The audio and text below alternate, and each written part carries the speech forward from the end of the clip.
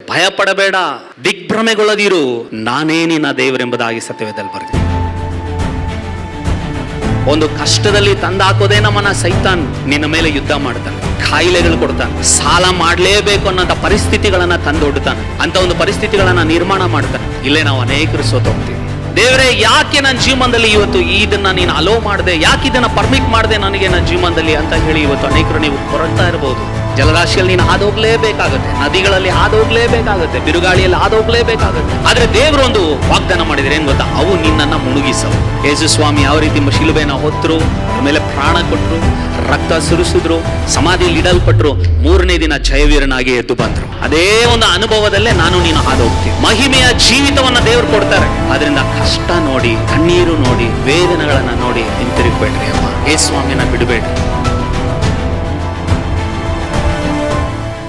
Hallelujah, ದೇವರಿಗೆ ಸ್ತೋತ್ರ. ಈ ದಿನದ ವಾಕ್ಯಕ್ಕಾಗಿ ಆರಿಸಿಕೊಂಡಿರುವಂಥ, ಧ್ಯಾನಕ್ಕಾಗಿ ಆರಿಸಿಕೊಂಡಿರುವಂಥ ವೇದ ಭಾಗ ಯೆರೆಮೀಯನ ಪ್ರವಾದನೆ ಗ್ರಂಥ 1ನೇ ಅಧ್ಯಾಯ 19ನೇ ವಾಕ್ಯವನ್ನು ದಯವಿಟ್ಟು ಎಲ್ಲರೂ ಈ ವಾಕ್ಯವನ್ನು ಓದಬೇಕೆಂಬುದಾಗಿ ನಾನು ಕೇಳ್ಕೊಳ್ತೇನೆ. ನಾವೆಲ್ಲರೂ ಯೆರೆಮೀಯ 1, ಜೆರೆಮಾಯ ಚಾಪ್ಟರ್ 1 ವರ್ಸ್ 19. ಅವರು ನಿನಗೆ ವಿರುದ್ಧವಾಗಿ ಯುದ್ಧ ಮಾಡುವರು, ಆದರೆ ನಿನ್ನನ್ನು ಸೋಲಿಸಲಾಗುವುದಿಲ್ಲ. ನಿನ್ನನ್ನು ಧರಿಸಲು ನಾನೇ ನಿನ್ನೊಂದಿಗಿರುವೆನು. ಇದು ಯೆಹೋವನಾದ ನನ್ನ ಮಾತು. ಹಲ್ಲೆಲೂಯಾ. ಈ ವಾಕ್ಯ ನನ್ನನ್ನು ಬಲಪಡಿಸ್ತು. ಈ ವಾಕ್ಯ ನಾನು ಸೋತೋದಾಗ ದೇವರು ನನ್ನನ್ನು ಬಲಪಡಿಸಿ ನನ್ನನ್ನು ಉತ್ಸಾಹಪಡಿಸಿದಂಥ ಒಂದು ವಾಕ್ಯ. ಸೊ ಹಾಗಾಗಿ ಈ ವಾಕ್ಯದ ಮೂಲಕ ನಿಮ್ಮನ್ನು ನಾನು ಎನ್ಕರೇಜ್ ಮಾಡಬೇಕು, ಇವತ್ತು ಉತ್ಸಾಹಪಡಿಸ್ಬೇಕು ಅನ್ನೋದು ನನ್ನ ಒಂದು ಭಾರ. ಅದಕ್ಕಾಗಿ ಪ್ರಾರ್ಥನೆ ಮಾಡಿ ದೇವರಿಗೆ ಒಪ್ಪಿಸ್ಕೊಟ್ಟು, ಸ್ವಾಮಿ ಈ ವಾಕ್ಯದ ಮುಖಾಂತರ ನೀನು ಜನರನ್ನು ಪ್ರೋತ್ಸಾಹಪಡಿಸಬೇಕು, ಉತ್ಸಾಹಪಡಿಸಬೇಕು ಎಂಬುದಾಗಿ ಪ್ರಾರ್ಥನೆ ಮಾಡಿ ಇವತ್ತು ನಾನು ನಿಮ್ಮ ಮಧ್ಯದಲ್ಲಿ ಈ ವಾಕ್ಯವನ್ನು ಹಂಚ್ಕೊಳ್ತಾ ಇದ್ದೇನೆ. ಪ್ರಿಯರ್, ಈ ವಾಕ್ಯದಲ್ಲಿ ಬಹು ಹೈಲೈಟ್ ಆಗಿರುವಂಥ ಒಂದು ಪದ ಏನಂತಂದರೆ, ಆದರೆ ನಿನ್ನನ್ನು ಸೋಲಿಸಲಾಗುವುದಿಲ್ಲ. ಹಲ್ಲೆಲೂಯಾ. ಎಲ್ಲರೂ ಹೇಳ್ರಿ, ನನ್ನನ್ನು ಯಾವುದೂ ಸೋಲಿಸೋಕ್ಕಾಗಲ್ಲ. Hallelujah, hallelujah. ಎಸ್, ನನ್ನನ್ನು ಯೇಸು ಕ್ರಿಸ್ತನ ರಕ್ತದಿಂದ ತೊಳೆಯಲ್ಪಟ್ಟಂಥ ನಿನ್ನ ಪಾಪಗಳನ್ನು ಕ್ಷಮಿಸಿದಂಥ ಯೇಸು ಕ್ರಿಸ್ತನ ಹೆಸರಿನಲ್ಲಿ ಸೈತಾನನ ಯಾವ ಕಾರ್ಯಗಳು ನಿನ್ನನ್ನು ಸೋಲ್ಸಕ್ಕಾಗೋದಿಲ್ಲ. ಹಲ್ಲೆಲೂಯಾ. ಈ ನಂಬಿಕೆ ನಿನ್ನಲ್ಲಿ ದೃಢವಾಗಿರಲಿ. ಆಮೆನ್. ಎಸ್, ಇವತ್ತು ನಾನು ಮಾತನಾಡುವಂಥ ಒಂದು ವಿಷಯನೇ ನಿನಗೆ ಸೋಲಾಗೋದಿಲ್ಲ. Hallelujah. You will not be defeated ಎಂಬುದಾಗಿ. ನನಗೆ ಸೋಲು ಆಗೋದಿಲ್ಲ. ಎಷ್ಟು ನಾನು ನಂಬ್ತೀರ ನನಗೆ ಸೋಲು ಆಗಲ್ಲ ಎಂಬುದಾಗಿ. ಹಲ್ಲೆಲೂಯಾ. ನಿಮ್ಮ ಮಾತಿನ ಮೇರೆಗೆ ದೇವರು ನಿಮಗೆ ಗೆಲುವನ್ನೇ ಯಾವಾಗಲೂ ಕೊಡಲಿ ಎಂಬುದಾಗಿ ನಾನು ಇಲ್ಲಿಂದನೇ ಆಶೀರ್ವಾದ ಮಾಡ್ತೇನೆ. Hallelujah, hallelujah. ನೀನು ನಂಬಿದರೆ ದೇವರ ಮಹಿಮೆನ ಕಾಣುವಿ ಅಷ್ಟೇ. ಆಮೇಲೆ ನೀನು ನಂಬ್ತೀಯಾ ನನಗೆ ಸೋಲು ಆಗಲ್ಲ ಅಂತ ನೀನು ನಂಬಿದ್ರೆ ನಿನಗೆ ಸೋಲು ಆಗೋದಿಲ್ಲ. Hallelujah, praise God. ಈ ವಾಗ್ದಾನವನ್ನು ಇಟ್ಕೊಳ್ರಿ ಪ್ರಿಯರೇ. ದೇವರೇ, ಎಸ್ ನೀನು ವಾಗ್ದಾನ ಮಾಡಿದ್ಯಾ, ನಿನಗೆ ಸೋಲು ಆಗೋದಿಲ್ಲ ಎಂಬುದಾಗಿ ವಾಗ್ದಾನ ಮಾಡಿದ್ಯಾ, ಹಾಗಾದರೆ ನನಗೆ ಸೋಲು ಆಗಲ್ಲ ಸ್ವಾಮಿ ಅಂತ ಹೇಳಿ ಇವತ್ತು ಈ ವಾಕ್ಯವನ್ನು ನೀವು ಕೇಳಿಸ್ಕೊಳ್ರಿ. ಖಂಡಿತವಾಗಿ ಈ ವಾಕ್ಯದ ಮೂಲಕ ಇವತ್ತು ದೇವರು ನಿಮ್ಮಲ್ಲಿ ಧೈರ್ಯವನ್ನು ಹುಟ್ಟಿಸ್ತಾರೆ. ಮಾತ್ರವಲ್ಲ, ಇವತ್ತು ಈ ವಾಕ್ಯದ ಮೂಲಕ ನಿಮ್ಮಲ್ಲಿ ಒಂದು ನಂಬಿಕೆಯನ್ನು ದೇವರು ಹುಟ್ಟಿಸ್ತಾರೆ ಎಂಬುದಾಗಿ ನಾನು ಅಂದ್ಕೊಂಡಿದ್ದೇನೆ ಪ್ರಿಯರೇ. ಹಲ್ಲೆಲೂಯಾ, ದೇವ್ರಿಗೆ ಸ್ತೋತ್ರ. ಇವತ್ತು ಅನೇಕರು ಇವತ್ತು ಸೋತೋಗಿ ಇಲ್ಲಿ ಬಂದಿರ್ಬೋದು. ಆಮೇನ್. ನಾನು ಒಂದು ಕಾಲದಲ್ಲಿ ಸೋತೋಗಿದ್ದೆ, ಕೆಲವು ತಿಂಗಳುಗಳ ಹಿಂದೆ ಸೋತೋಗಿದ್ದೆ. ಇವತ್ತು ದೇವರು ನನ್ನನ್ನು ಧೈರ್ಯಪಡಿಸಿದ್ದಾರೆ, ಉತ್ಸಾಹಪಡಿಸಿದ್ದಾರೆ, ಬಲಪಡಿಸಿದ್ದಾರೆ.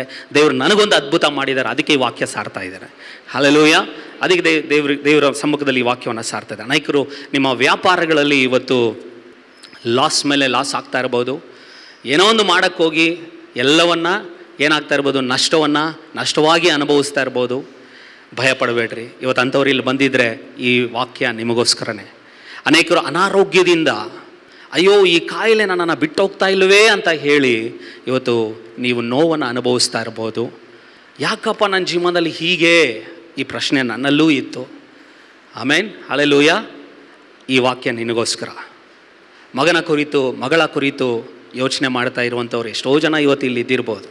ನನ್ನ ಮಗನ ಬಗ್ಗೆ ನಾನು ಇದು ಯೋಚನೆ ಮಾಡಿದ್ದೆ, ಈ ಥರ ಆಗಬೇಕು ಅಂದ್ಕೊಂಡೆ, ಬಟ್ ಆಗಿಲ್ವೇ ಅಂತ ಹೇಳಿ ಇವತ್ತು ಇಲ್ಲಿ ಕುಳಿತಿರ್ಬೋದು. ನನ್ನ ಮಗಳ ಬಗ್ಗೆ ಏನಪ್ಪ ಮಾಡೋದು, ಒಂದು ವಿವಾಹ ಮಾಡಬೇಕು, ಏನೇನೋ ಪ್ರಯತ್ನ ಮಾಡ್ತಾ ಇದ್ದೀವಿ, ಆಗಿಲ್ವೇ. ನನ್ನ ಮಗನಿಗೊಂದು ವಿವಾಹ ಮಾಡಬೇಕು, ಆಗ್ತಾ ಇಲ್ವೇ ಅಂತ ಹೇಳಿ ಇವತ್ತು ನೀನು ಇಲ್ಲಿ ಬಂದಿರ್ಬೋದು. ಭಯಪಡಬೇಡ್ರಿ. ಇವರು ನನಗೆ ಆಸರೆ ಆಗಿರ್ತಾರೆ ಅಂತ ಅಂದ್ಕೊಂಡು ಕಡೆಯವರೆಗೂ ಇವರೇ ನನ್ನ ಜೊತೆ ಇರ್ತಾರೆ ಅಂತ ಅಂದ್ಕೊಂಡು ಅವರು ನಿನ್ನನ್ನು ಬಿಟ್ಟೇ ಹೊರಟೋದ್ರು. ಇವತ್ತು ಅವ್ರು ನಿನ್ನ ಜೊತೆಯಲ್ಲಿ ಇಲ್ಲ ಅಂಥವರು ಕೂಡ ಇವತ್ತು ನೀವಿಲ್ಲಿ ಇರಬಹುದು. ಹಲ್ಲೆಲೂಯ. ಆದರೆ ಭಯಪಡಬೇಡ್ರಿ ಪ್ರಿಯರೇ. ಈ ಸಾಲ ತೀರಿಸ್ಬೇಕು ಅಂತ ಹೇಳಿ ಏನೇನೋ ಪ್ರಯತ್ನ ಮಾಡ್ತಾ ಇದೆಯಾ, ಏನೇನೋ ಬಾಧೆ ಪಡ್ತಾ ಇದೆಯಾ, ಈ ಬಡ್ಡಿ ಕಟ್ಟೋಕ್ಕಾಗ್ತಾಯಿಲ್ಲ, ಆ ಬಡ್ಡಿ ಕಟ್ಟೋಕ್ಕಾಗ್ತಾಯಿಲ್ಲ, ದೇವರೇ ಏನಪ್ಪ ಅಂತ ಹೇಳಿ ಭಾಳ ನೊಂದು ಬೆಂದು ಇವತ್ತು ನೀನು ಇಲ್ಲಿ ಕುಳಿತಿರ್ಬೋದು. ಈ ವಾಕ್ಯ ನಿನಗೋಸ್ಕರ. ಆದರೆ ನಾನು ಒಬ್ಬ ಸೇವಕನಾಗಿ ನಿನ್ನ ವಾಕ್ಯದ ಮೂಲಕ ಬಲಪಡಿಸ್ತಾ ಇದ್ದೀನಿ. ಏನಂತ ಗೊತ್ತಾ? ಭಯಪಡಬೇಡ್ರಿ. ಹಲ್ಲೆಲೂಯ. ಯೆಶಾಯನ ಪತ್ರಿಕೆಯಲ್ಲಿ ಬರೆಯಲ್ಪಟ್ಟಿದೆ, ಭಯಪಡಬೇಡ, ದಿಗ್ಭ್ರಮೆಗೊಳ್ಳದಿರು, ನಾನೇ ನಿನ್ನ ದೇವರೆಂಬುದಾಗಿ ಸತ್ಯವೇದದಲ್ಲಿ ಬರೆದಿದೆ. ಹಲ್ಲೆಲೂಯ. ನಾನೇ ನಿನ್ನ ದೇವರು. ಪ್ರಿಯ ದೇವಜನರೇ, ಈ ವಾಕ್ಯ ನೀವು ಓದುವಾಗ, ಯೆರೆಮೀಯ 1:19 ವಾಕ್ಯ ಓದುವಾಗ, ಈ ವಾಕ್ಯದಲ್ಲಿ ಒಂದು ಮಾತನ್ನು ನೀವು ಗಮನಿಸಿರ್ಬೋದು. ಅವರು ನಿನಗೆ ವಿರುದ್ಧವಾಗಿ ಯುದ್ಧ ಮಾಡುವರು. ಯಾರು ನಿನಗೆ ವಿರುದ್ಧವಾಗಿ ಯುದ್ಧ ಮಾಡ್ತಾರೆ? ಯೆರೆಮೀಯ 1:19 ತಿರ್ಗಾ ಹೇಳ್ತಾ ಇದ್ದೀನಿ. ಅವರು ನಿನಗೆ ವಿರುದ್ಧವಾಗಿ ಯುದ್ಧ ಮಾಡ್ತಾರೆ. ಯಾರು? ಮುಖ್ಯವಾಗಿ ನಮಗೆ ವಿರುದ್ಧವಾಗಿ ಯುದ್ಧ ಮಾಡೋನೇ ಸೈತಾನ್. ಹಲ್ಲೆಲೂಯ. ಒಂದು ಕಷ್ಟದಲ್ಲಿ ತಂದಾಕೋದೇ ನಮ್ಮನ್ನ ಸೈತಾನು, ಒಂದು ನೋವಲ್ಲಿ ತಂದಾಕೋದೇ ಸೈತಾನು, ಒಂದು ಇಕ್ಕಟ್ಟು ತಂದು ಬಿಸಾಕೋದೇ ಸೈತಾನು. ದೇವರ ವಾಕ್ಯದಲ್ಲಿ ಬರೆದಿದೆ, ದೇವರು ಯಾವುದೇ ಕಾರಣಕ್ಕೂ ಕೆಟ್ಟದಕ್ಕೆ ಕಾರಣನಲ್ಲವೇ ಅಲ್ಲ. ಕೆಟ್ಟದಕ್ಕೆ ಮೂಲ ಕಾರಣ ಸೈತಾನು. ಸೈತಾನ್ ಅಂತಂದ್ರೆ ಅವನು ನೇರವಾಗಿ ಬಂದು ಯುದ್ಧ ಮಾಡಲ್ಲ ಪ್ರಿಯರೇ. ತಿಳ್ಕೊಳ್ರಿ, ನೇರವಾಗಿ ಬಂದು ನಿನ್ನನ್ನು ಭಯಪಡಿಸ್ಬಿಡೋದಿಲ್ಲ, ರಾತ್ರಿಗಳಲ್ಲಿ ಬಂದು ನಿನ್ನನ್ನು ಭಯಪಡಿಸೋದಿಲ್ಲ ಸೈತಾನು. ಆದರೆ ಹೇಗೆ ನಿನ್ನನ್ನು ಭಯಪಡಿಸ್ತಾನೆ ಅಂತಂದರೆ ಪರಿಸ್ಥಿತಿಗಳು, ಅನೇಕ ಪರಿಸ್ಥಿತಿಗಳ ಮುಖಾಂತರ ನಿನ್ನ ಮೇಲೆ ಯುದ್ಧ ಮಾಡ್ತಾನೆ, ಕಾಯಿಲೆಗಳು ಕೊಡ್ತಾನೆ, ಸಾಲ ಮಾಡಲೇಬೇಕು ಅನ್ನೋಂಥ ಪರಿಸ್ಥಿತಿಗಳನ್ನು ತಂದೊಡ್ತಾನೆ, ಅಂಥ ಒಂದು ಪರಿಸ್ಥಿತಿಗಳನ್ನು ನಿರ್ಮಾಣ ಮಾಡ್ತಾನೆ, ಮಕ್ಕಳ ಭವಿಷ್ಯದ ಮೇಲೆ ಪರಿಣಾಮ ಬೀಳ್ತಾನೆ, ಹೆಂಡತಿ ಮೂಲಕ ಕಾರ್ಯ ಮಾಡ್ತಾನೆ, ಗಂಡನ ಮೂಲಕ ಕಾರ್ಯ ಮಾಡ್ತಾನೆ, ನಿನ್ನ ಸ್ವಂತದವರ ಮೂಲಕ ನಿನಗೆ ಕಾರ್ಯ ಮಾಡ್ತಾನೆ, ನಿನ್ನ ಬಿಸ್ನೆಸ್ ಮೂಲಕ ಸಹಿತ ನಿನ್ನನ್ನು ಏನು ಮಾಡ್ತಾನೆ? ಯುದ್ಧ ಮಾಡ್ತಾನೆ, ನಿನ್ನ ವಿರುದ್ಧವಾಗಿ ಯುದ್ಧ ಮಾಡ್ತಾನೆ. ಇಲ್ಲೇ ಅನೇಕರು ನಾವು ಸೋತೋಗೋದು, ಇಲ್ಲೇ ನಾವು ಅನೇಕರು ಸೋತೋಗ್ತೀವಿ. ನಾನು ಸಭೆಗೆ ಹೋಗ್ತಾ ಇದ್ದೀನಲ್ಲ, ನಾನು ಚರ್ಚ್ಗೆ ಹೋಗ್ತಾ ಇದ್ದೀನಲ್ಲ, ಭಾನುವಾರ ಕರೆಕ್ಟಾಗಿ ನಾನು ಆರಾಧನೆಗೆ ಹೋಗ್ತೀನಲ್ಲ, ಯಾವಾಗಲಾದರೂ ಸಮಯ ಸಿಕ್ಕಿದ್ರೆ ನಾನು ಮುಂಜಾನೆ ಪ್ರಾರ್ಥನೆಗೂ ನಾನು ಹೋಗ್ತೀನಲ್ಲ, ಹಾಗಾಗಿ ನನ್ನ ಕೈಲಾಗೋಷ್ಟು ನಾನು ಉಪವಾಸ ಮಾಡಿ ಪ್ರಾರ್ಥನೆ ಮಾಡ್ತಾ ಇದ್ದೀನಲ್ಲ, ಆದರೂ ಯಾಕೆ ನನಗೆ ಕಷ್ಟ ಅಂತ ಹೇಳಿ ಅನೇಕರು ಇವತ್ತು ನೀವು ಪ್ರಶ್ನೆ ಮೇಲೆ ಪ್ರಶ್ನೆ ಹಾಕ್ಕೊಳ್ತಾ ಇರಬಹುದು. ಹಲ್ಲೆಲೂಯ. ಎಸ್, ದೇವರೇ ಯಾಕೆ ನನ್ನ ಜೀವನದಲ್ಲಿ ಇವತ್ತು ಇದನ್ನು ನೀನು ಅಲೋ ಮಾಡಿದೆ, ಯಾಕೆ ಇದನ್ನು ಪರ್ಮಿಟ್ ಮಾಡಿದೆ ನನಗೆ ನನ್ನ ಜೀವನದಲ್ಲಿ ಅಂತ ಹೇಳಿ ಇವತ್ತು ಅನೇಕರು ನೀವು ಕೊರಗ್ತಾ ಇರಬಹುದು, ಚಿಂತೆಯಲ್ಲಿ ಬಂದಿರಬಹುದು. ಆದರೆ ನಾನು ನಿಮ್ಮನ್ನು ವಾಕ್ಯದ ಮುಖಾಂತರ ಎನ್ಕರೇಜ್ ಮಾಡೋಕ್ಕೆ ಇಷ್ಟಪಡ್ತೀನಿ. ಹಲ್ಲೆಲೂಯ. ನಿಮಗೆ ಗೊತ್ತಾ, ಸತ್ಯವೇದದಲ್ಲಿ ಮೊದಲೇ ದೇವರು ನಮಗೆ ಅನೇಕ ವಾಗ್ದಾನಗಳನ್ನು ಕೊಟ್ಟಿದ್ದಾರೆ, ಹೇಳಿಯೂ ಇದ್ದಾರೆ. ಸತ್ಯವೇದದಲ್ಲಿ ನಮಗೆ ಸ್ಪಷ್ಟವಾಗಿ ಬರೆಯಲ್ಪಟ್ಟಿದೆ. ಏನಂತಂದರೆ, ನೀತಿವಂತನಿಗೆ, ಕೀರ್ತನೆ 34:19 ವಾಕ್ಯ, ನೀತಿವಂತನಿಗೆ ಅನೇಕ ಕಷ್ಟಗಳುಂಟು, ಆದರೂ ನಾನು ಅವುಗಳಿಂದ ಬಿಡಿಸ್ತೀನಿ. ಅಂದರೆ ನೀತಿವಂತನಿಗೆ ಕಷ್ಟ ಇದೆ ಅಂತ ಸತ್ಯವೇದದಲ್ಲಿ ಬರೆಯಲ್ಪಟ್ಟಿದೆ. ಹಲ್ಲೆಲೂಯ. ನೀತಿವಂತನಿಗೆ ಕಷ್ಟ ಇದೆ ಅಮ್ಮ. ಮನುಷ್ಯನಿಗೆ ಕಷ್ಟ ಬರೋದು, ಇನ್ಯಾರಿಗೂ ಅಲ್ಲ, ಯಾರಿಗೂ ಬರೋದಿಲ್ಲ. ಹಲ್ಲೆಲೂಯ. ಮನುಷ್ಯನಿಗೇನೆ ಕಷ್ಟ ಪಡೋದು. ಸತ್ಯವೇದದಲ್ಲಿ ಇನ್ನೊಂದು ವಾಕ್ಯ ಬರೆಯಲ್ಪಟ್ಟಿದೆ, ಮತ್ತಾಯ 5:11 ವಾಕ್ಯದಲ್ಲಿ, ಕ್ರಿಸ್ತನ ನಿಮಿತ್ತ ನಮಗೆ ನಿಂದೆ ಉಂಟಾಗುತ್ತೆ, ಹಿಂಸೆ ಉಂಟಾಗುತ್ತೆ, ಜನರು ನಮ್ಮ ಮೇಲೆ ಕೆಟ್ಟ ಕೆಟ್ಟ ಮಾತುಗಳನ್ನು ಆಡ್ತಾರೆ ಅನ್ನೋದು ಕೂಡ ಸತ್ಯವೇದದಲ್ಲಿ ಬರೆದಿದೆ. ಇದನ್ನು ಚೆನ್ನಾಗಿ ಜ್ಞಾಪಕ ಇಟ್ಕೊಳ್ರಿ. ಹಲ್ಲೆಲೂಯ. ನನಗೆ ಯಾಕೆ ಈ ಕಷ್ಟ? ಎಸ್, ಕಷ್ಟ ಸತ್ಯವೇದದಲ್ಲಿ ಇದೆ ಅಂತಲೇ ಬರೆಯಲ್ಪಟ್ಟಿದೆ. ಆಮೇನ್. ಹಲ್ಲೆಲೂಯ. ಯೆಶಾಯ 43:2 ವಾಕ್ಯದಲ್ಲಿ, ನೀನು ಜಲರಾಶಿಯನ್ನು ಹಾದು ಹೋಗುವಾಗಲೂ ಅದು ನಿನ್ನನ್ನು ಮುಳುಗಿಸದು. ಅಂದರೆ ಜಲರಾಶಿಯಲ್ಲಿ ನೀನು ಹಾದೋಗ್ಲೇಬೇಕಾಗುತ್ತೆ. ಹಲ್ಲೆಲೂಯ. ಜಲರಾಶಿಯಲ್ಲಿ ನೀನು ಹಾದೋಗ್ಲೇಬೇಕಾಗುತ್ತೆ, ನದಿಗಳಲ್ಲಿ ಹಾದು ಹೋಗ್ಲೇಬೇಕಾಗುತ್ತೆ, ಬಿರುಗಾಳಿಯಲ್ಲಿ ಹಾದು ಹೋಗ್ಲೇಬೇಕಾಗುತ್ತೆ, ಮರುಭೂಮಿಯಲ್ಲಿ ಹಾದು ಹೋಗ್ಲೇಬೇಕಾಗುತ್ತೆ. ಆದರೆ ದೇವರು ಒಂದು ವಾಗ್ದಾನ ಮಾಡಿದರೆ ಏನು ಗೊತ್ತಾ? ಅವು ನಿನ್ನನ್ನು ಮುಳುಗಿಸವು. ಹಲ್ಲೆಲೂಯ. ಕರಗಳನ್ನು ತಟ್ಟಿ ಕರ್ತನ ಮಹಿಮೆ ಪಡಿಸ್ರಿ. ಹಲ್ಲೆಲೂಯ. ಅವು ನನ್ನನ್ನು ಮುಳುಗಿಸೋದಿಲ್ಲ ಅಂತ ದೇವರು ವಾಗ್ದಾನ ಮಾಡಿಬಿಟ್ಟಿದ್ದಾರೆ. ಆದರೆ ಜಲರಾಶಿಯಲ್ಲಿ ಹಾದು ಹೋಗಲೇಬೇಕು ನಾನು ನೀನು. ಅನೇಕರು ಇವತ್ತು ನಿಮ್ಮ ಕುಟುಂಬದಲ್ಲಿ ಅನೇಕರನ್ನ ಕಳ್ಕೊಂಡಿದ್ದೀರಾ. ಅದೊಂದು ರೀತಿ ಜಲರಾಶಿನೇ. ಅದೊಂದು ರೀತಿ ಮರುಭೂಮಿನೇ, ಕಷ್ಟನೇ, ಭಾಳ ಕಷ್ಟ, ನೋವು, ಸಮಾಧಾನ ಯಾರೂ ಮಾಡೋಕ್ಕಾಗೋದಿಲ್ಲ. ಮನುಷ್ಯರು ಎಷ್ಟೇ ಸಮಾಧಾನ ಮಾಡಬಹುದು, ಬಟ್ ಆದರೆ ಇವತ್ತು ನಮ್ಮನ್ನು ಸಮಾಧಾನ ಮಾಡಿಸ್ಕೊಳಕ್ಕಾಗಲ್ಲ. ಕೊರೋನಾ ಟೈಮ್ನಲ್ಲಿ ಎಷ್ಟೋ ಜನ, ಎಷ್ಟೋ ಕುಟುಂಬಗಳಲ್ಲಿ ತಮ್ಮವ್ರನ್ನ ಕಳ್ಕೊಂಡು ಇವತ್ತೂ ಕೂಡ ಆ ವೇದನೆಯಲ್ಲಿ ಹಾದು ಹೋಗ್ತಾ ಇರೋಂಥವ್ರು ಎಷ್ಟೋ ಜನ ಇದ್ದಾರೆ ಇವತ್ತೂ ಕೂಡ. ಆದರೆ ಸತ್ಯವೇದದಲ್ಲಿ ಇನ್ನೊಂದು ವಾಕ್ಯದಲ್ಲಿ ಬರೆದಿದೆ, ಮತ್ತಾಯ 16:24 ಯಾವನಿಗಾದರೂ ನನ್ನ ಹಿಂದೆ ಬರೋದಕ್ಕೆ ಮನಸ್ಸಿದ್ರೆ ಅವನು ತನ್ನನ್ನು ನಿರಾಕರಿಸಿ ತನ್ನ ಶಿಲುಬೆಯನ್ನು ಹೊತ್ಕೊಂಡು ಬರಬೇಕೆಂಬುದಾಗಿ ಬರೆಯಲ್ಪಟ್ಟಿದೆ. ಹಲ್ಲೆಲೂಯಾ. ಶಿಲುಬೆ ಅಂದರೆ ಸುಮ್ಮನೆ ಅಲ್ಲ, ತನ್ನ ಶಿಲುಬೆ. ಯೇಸುಸ್ವಾಮಿ ಹೇಳಿಲ್ಲ ನನ್ನ ಶಿಲುಬೆ ಹೊತ್ಕೊಂಡು ಬರಬೇಕು ಅಂತ ಹೇಳಿ, ತನ್ನ ಶಿಲುಬೆ, ನಿನ್ನ ಶಿಲುಬೆ, ನಿನಗೇ ಆದಂಥ ಒಂದು ಶಿಲುಬೆ ಇದೆ. ಹಲ್ಲೆಲೂಯಾ. ನಿನಗೇ ಆದಂಥ ಒಂದು ಶಿಲುಬೆ ಇದೆ, ಅದನ್ನು ನೀನು ನಾನು ಹೊರಲೇಬೇಕು. ಹೊತ್ಕೊಂಡು ಬಂದಮೇಲೆ ನಮಗೊಂದು ಮಹಿಮೆಯಾದಂಥ ಒಂದು ಜೀವಿತ ಇರೋದು. ಹಲ್ಲೆಲೂಯಾ. ಯೇಸುಸ್ವಾಮಿ ಯಾವ ರೀತಿ ಶಿಲುಬೆನ ಹೊತ್ತರು, ಅದರ ಮೇಲೆ ಪ್ರಾಣ ಕೊಟ್ಟರು, ರಕ್ತ ಸುರಿಸಿದ್ರು, ಸಮಾಧಿಯಲ್ಲಿ ಇಡಲ್ಪಟ್ಟರು, 3ನೇ ದಿನ ಜಯವೀರನಾಗಿ ಎದ್ದು ಬಂದರು. ಹಲ್ಲೆಲೂಯಾ. ಅದೇ ಒಂದು ಅನುಭವದಲ್ಲೇ ನಾನು ನೀನು ಹಾದು ಹೋಗ್ತೀವಿ. ಮಹಿಮೆಯ ಜೀವಿತವನ್ನು ದೇವರು ಕೊಡ್ತಾರೆ. ಆದ್ದರಿಂದ ಕಷ್ಟ ನೋಡಿ, ಕಣ್ಣೀರು ನೋಡಿ, ವೇದನೆಗಳನ್ನು ನೋಡಿ ಹಿಂತಿರುಗಬೇಡ್ರಿ ಅಮ್ಮ. ಯೇಸುಸ್ವಾಮಿನ ಬಿಡಬೇಡ್ರಿ. ಸತ್ಯವೇದದಲ್ಲಿ ನಮಗೆ ಸ್ಪಷ್ಟವಾಗಿ ಇನ್ನೊಂದು ವಾಕ್ಯ ಬರೆಯಲ್ಪಟ್ಟಿದೆ. ಏನು ಗೊತ್ತಾ? 1 ಕೊರಿಂಥ 15ನೇ ಅಧ್ಯಾಯ 19ನೇ ವಾಕ್ಯ. ಎಲ್ಲರೂ ಅದನ್ನು ನೀವು ಓದ್ರಿ. ಈ ವಾಕ್ಯ ಖಂಡಿತವಾಗಿ ಇವತ್ತು ನಿಮಗೆ ಒಂದು ಬಲ ಕೊಡುತ್ತೆ ಅಂತ ಹೇಳಿ ನಾನು ನಂಬ್ತೇನೆ. ಹಲ್ಲೆಲೂಯಾ. ಈ ಜೀವಮಾನ ಕಾಲದ ಪೂರ್ತಿಗೆ ನಾವು ಕ್ರಿಸ್ತನಲ್ಲಿ ನಿರೀಕ್ಷೆ ಇಟ್ಟುಕೊಂಡದ್ದೇ ಹೊರತು ಮತ್ತೇನು ಇಲ್ಲದಿದ್ದರೆ ಎಲ್ಲಾ ಮನುಷ್ಯರಲ್ಲಿಯೂ ನಿರ್ಭಾಗ್ಯರೇ ಸರಿ.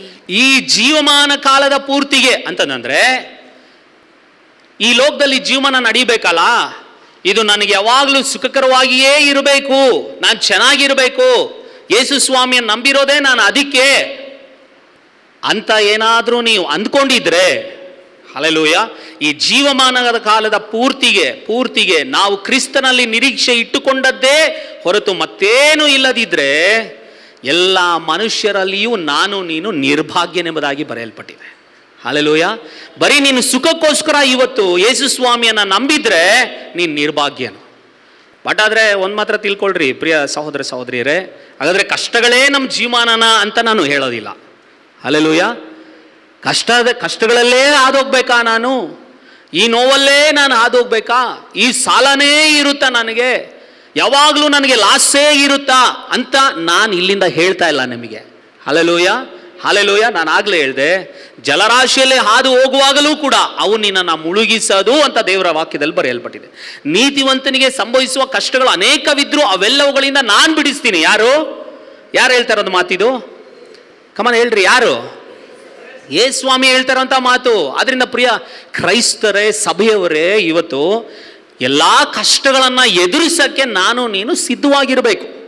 ಹಲ್ಲೆಲೂಯಾ. ನಾನು ನೀನು ಸಿದ್ಧವಾಗಿರಬೇಕು. ಎಸ್ ಲಾರ್ಡ್, ನಾನು ರೆಡಿ. ಆಮೇಲೆ ನಾನು ರೆಡಿ. ಇವತ್ತು ಅನೇಕರಿಲ್ಲಿ ಇವತ್ತು ದೇವರೇ ನಿನಗೆ ಕಣ್ಣಿಲ್ವಾ ಎಂಬುದಾಗಿ ಎಷ್ಟೋ ಜನ ಹೇಳೋರು ಕೂಡ ಉಂಟು, ಕ್ರೈಸ್ತರಾಗಿದ್ದು ಕೂಡ. ದೇವರೇ ನಿನಗೆ ಕಣ್ಣಿಲ್ವಾ, ನನ್ನ ಮನೆಯಲ್ಲಿ ಯಾಕೆ ಈ ಥರ ಆಯಿತು ಅನ್ನುವಂಥ ಪ್ರಶ್ನೆಗಳು ಇವತ್ತು ನಿಮ್ಮನ್ನು ಕಾಡಿಸ್ತಾ ಇರಬಹುದು. ಆದರೆ ಬಾಯಲ್ಲಿ ಹೇಳ್ಬೇಡ್ರಿ ಆ ಮಾತು. ಸೇವಕನಾಗಿ ರಿಕ್ವೆಸ್ಟ್ ಮಾಡ್ಕೊಳ್ತಾ ಇದ್ದೀನಿ, ನಾನೂ ಕೂಡ ಈ ಕಷ್ಟಗಳಲ್ಲಿ ಹಾದು ಹೋಗ್ತಾ ಇದ್ದೀನಿ. ಒಂದ್ರ ಮೇಲೆ ಒಂದ್ರ ದೇವರು ಜಯ ಕೊಡ್ತಾ ಇದ್ದಾರೆ, ಹಾದು ನಡೆಸ್ತಾ ಇದ್ದಾರೆ. ದೇವರು ನನ್ನನ್ನು ನಡೆಸ್ತಾ ಇದ್ದಾರೆ. 3 ತಿಂಗಳಿಂದ ನನ್ನ ಹಣ ಎಲ್ಲ ಆಸ್ಪತ್ರೆಗೆ ಆಗೋಯ್ತು. 3 ತಿಂಗಳಿಂದ ನನ್ನ ಹಣ ಎಲ್ಲ ಆಸ್ಪತ್ರೆಗೆ ಆಗೋಯ್ತು. ಸ್ವಾಮಿ ಯಾಕೆ ಕೇಳಿದ ಪ್ರಶ್ನೆ ಉಂಟು. ಬಟ್ ಆದರೆ ಯಾವಾಗ ಈ ವಾಕ್ಯ ಯೆರೆಮೀಯ 1:19 ವಾಕ್ಯ ಸಿಕ್ತೋ, ನಿಜವಾಗ್ಲೂ ಹೇಳ್ತೀನಿ, ಐ ಆಮ್ ಥ್ರಿಲ್ಡ್. ನನ್ನಲ್ಲೇ ನಾನು ಉತ್ಸಾಹಪಟ್ಟೆ. ದೇವರೇ, ನೀನು ನನ್ನ ಜೊತೆ ಇದೆಯಾ? ಹಲ್ಲೆಲೂಯಾ. ತಿರ್ಗಾ ನೋಡಿದ್ರೆ ನನಗೆ ಗಂಟ್ಲು ಪ್ರಾಬ್ಲಮ್ ಬಂದಿದ್ದು, ಅದು ನಾನು ಲೈಫಲ್ಲಿ ಯೋಚನೆ ಮಾಡಿಲ್ಲ. ನನ್ನ ಗಂಟ್ಲು ಈ ಥರ ಆಗುತ್ತೆ. ನನ್ನ ಪ್ಯಾಷನು, ನನ್ನ ಒಂದು ಆಸೆ ಎಲ್ಲ ಒಂದೇ, ದೇವರು ನಮ್ಮನ್ನು ಹಾಡಬೇಕು. ಅದು ನನ್ನ ಆಸೆ ಯಾವಾಗಲೂ. ಹಾಡಬೇಕು. ಯಾರು ಕೂಡ ಆರಾಧನೆ ಮಾಡದೇ ಇರೋಂಥ ರೀತಿಯಲ್ಲಿ ಕರ್ತನನ್ನು ಆರಾಧನೆ ಮಾಡಬೇಕನ್ನೋಂಥ ತವಕ, ಆಸೆ ಅದೇ ನನ್ನ ಪ್ಯಾಷನ್ ಆಗಿತ್ತು. ಬಟ್ ಆದರೆ ನನ್ನ ಸ್ವರ ಇಲ್ಲವೇ ಅಂತ ಹೇಳಿ ಎಷ್ಟೋ ರಾತ್ರಿಗಳು ಹತ್ತಿದ್ದುಂಟು. ನಿಮ್ಮಲ್ಲಿ ಅನೇಕರು ಅಂದ್ಕೊಂಡಿರ್ಬೋದು, ಯಾಕೆ ಕಾಂತರಾಜ್ ಪಾಸ್ಟ್ರಿಗೆ ಈ ಥರ ಆಯಿತು, ಕಾಂತರಾಜ್ ಬ್ರದರ್ಗೆ ಈ ಥರ ಆಯಿತು, ಅವರೇನಾದರೂ ತಪ್ಪು ಮಾಡಿದ್ರಾ? ಯಾವುದಾದ್ರೂ ಕಷ್ಟ ಹಿಂಸೆಯಲ್ಲಿ ಕಣ್ಣೀರಲ್ಲಿ ಹಾದು ಹೋಗ್ತಾ ಇದ್ದಾರೆ ತಿಳ್ಕೊಳ್ಬೇಡ್ರಿ, ದೇವರು ನನ್ನನ್ನು ಶಿಕ್ಷಿಸ್ತಾ ಇದ್ದಾರೆ ಅಂತ ತಿಳ್ಕೊಳ್ಬೇಡ್ರಿ. ಹಲ್ಲೆಲೂಯಾ.